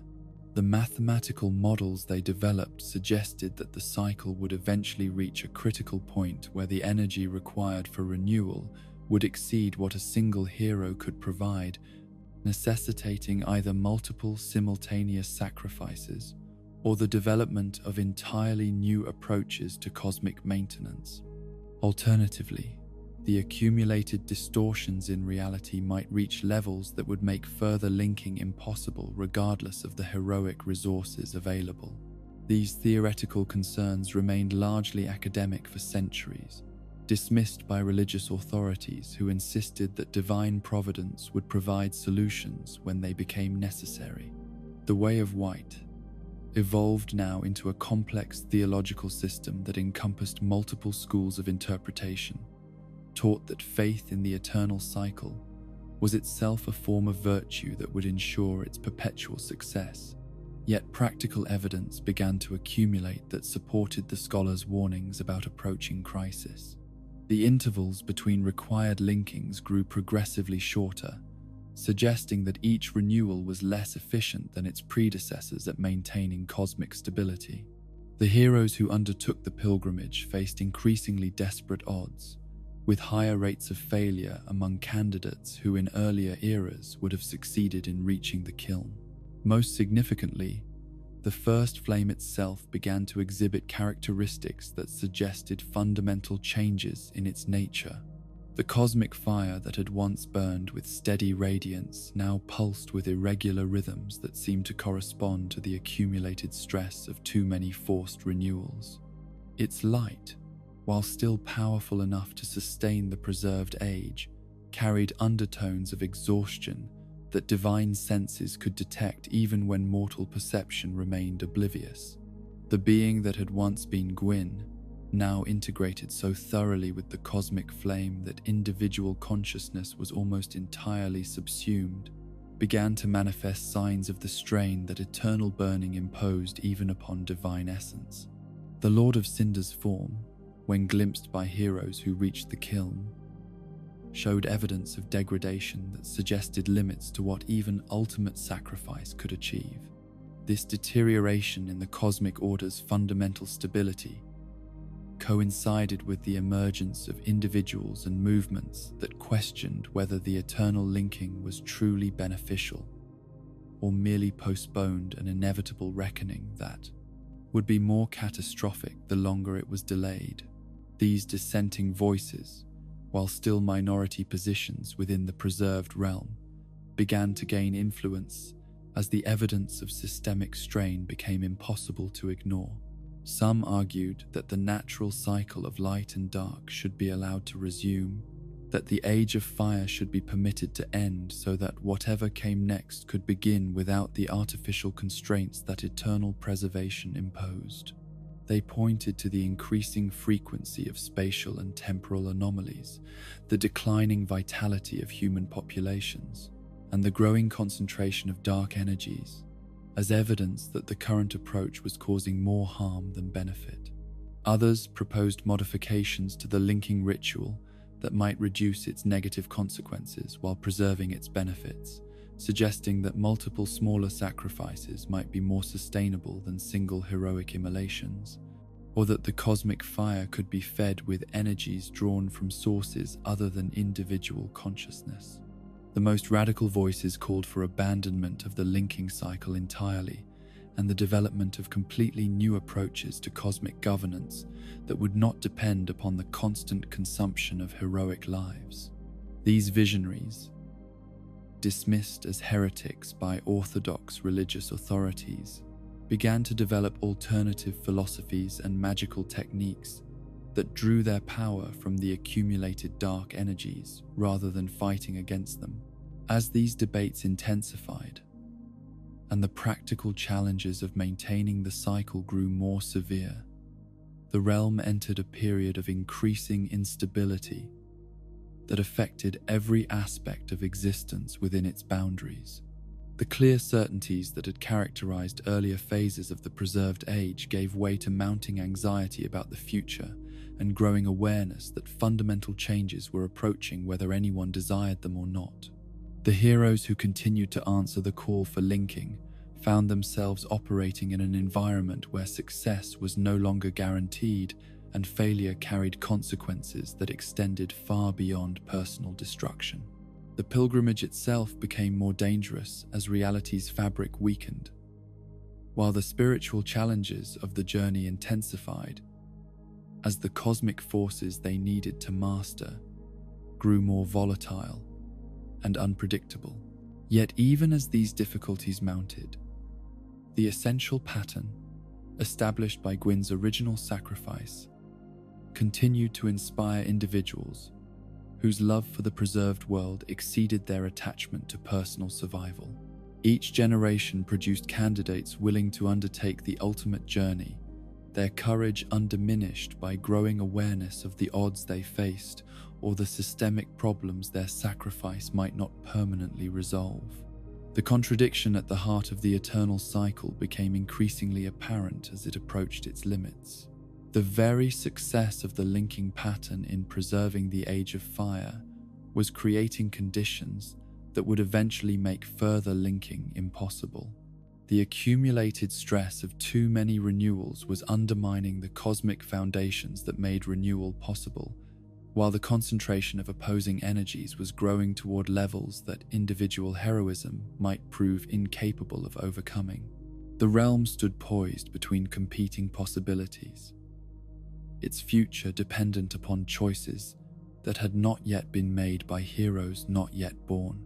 The flame continued to burn through its cycles of renewal and decline, sustained by sacrifices that grew progressively more difficult to achieve, yet remained essential for preventing collapse into whatever darkness waited beyond the preserved age's boundaries. In the deep places where cosmic forces intersected with individual will, the pattern that had seemed eternal was revealing its temporal limitations, while the solutions that had preserved meaning and beauty for so long were approaching the boundaries of their effectiveness. The Age of Fire would continue, but its continuation would require either fundamental innovations in the approaches used to sustain it, or acceptance that even the most successful preservation efforts eventually encounter limits that no amount of heroism can transcend. The cycle endured, but its endurance was no longer the simple triumph over entropy that it had once represented. Now it was a more complex negotiation between competing forces, a delicate balance that grew more precarious with each repetition, sustained by love that remained constant, even as the conditions it operated within underwent continuous transformation toward an uncertain but inevitable resolution. And so our long journey through the ancient history of Lordran draws to its gentle close, like the final notes of a song that has carried us across ages of wonder and sorrow, triumph and tragedy, light and shadow intertwined in patterns too complex for any single mind to fully comprehend. We have walked together through the grey realm of eternal dragons, witnessed the birth of fire from primordial darkness, and followed the cycles of sacrifice that would define all subsequent existence in this realm where gods and mortals dance their eternal ballet of love and loss. The story we have shared is one without true ending, for the cycles we have witnessed continue still in dimensions beyond our immediate perception, each repetition both preserving and transforming the cosmic order that heroes have died to maintain. The flame burns on in its deep places, fed by sacrifices that span generations, sustained by love that transcends individual existence and embraces the continuation of meaning itself in a universe that might otherwise surrender to grey emptiness. In the quiet spaces between one linking and the next, between one age and whatever follows, there exists a peace that encompasses both the beauty of what has been preserved and the melancholy of what such preservation has cost. The cities still gleam in their faded splendor. The forests still whisper with voices that speak of eternal seasons. And somewhere in the twilight between sleeping and waking, heroes still prepare for journeys that will transform them into light itself. Let this ancient tale settle into your consciousness like gentle rain upon patient earth, nourishing dreams that will bloom in seasons yet to come. The cycles of Lordran continue their eternal dance, and in that continuation lies the promise that beauty and meaning can endure, even when individual voices fall silent, even when particular forms fade into memory, even when the very nature of existence undergoes transformations that would terrify lesser loves than those which choose universal preservation over personal survival. Rest now in the knowledge that some stories never truly end but simply continue in new forms, their essential truths carried forward by those who understand that the greatest victories are often won through willing surrender, that the most powerful magic is love transformed into sacrifice, and that even in the deepest darkness, flames can be kindled by hearts pure enough to become the light they seek to preserve. Close your eyes and let the embers of this ancient tale warm you as you drift toward whatever dreams await in the peaceful darkness that embraces all stories when their telling is finally done.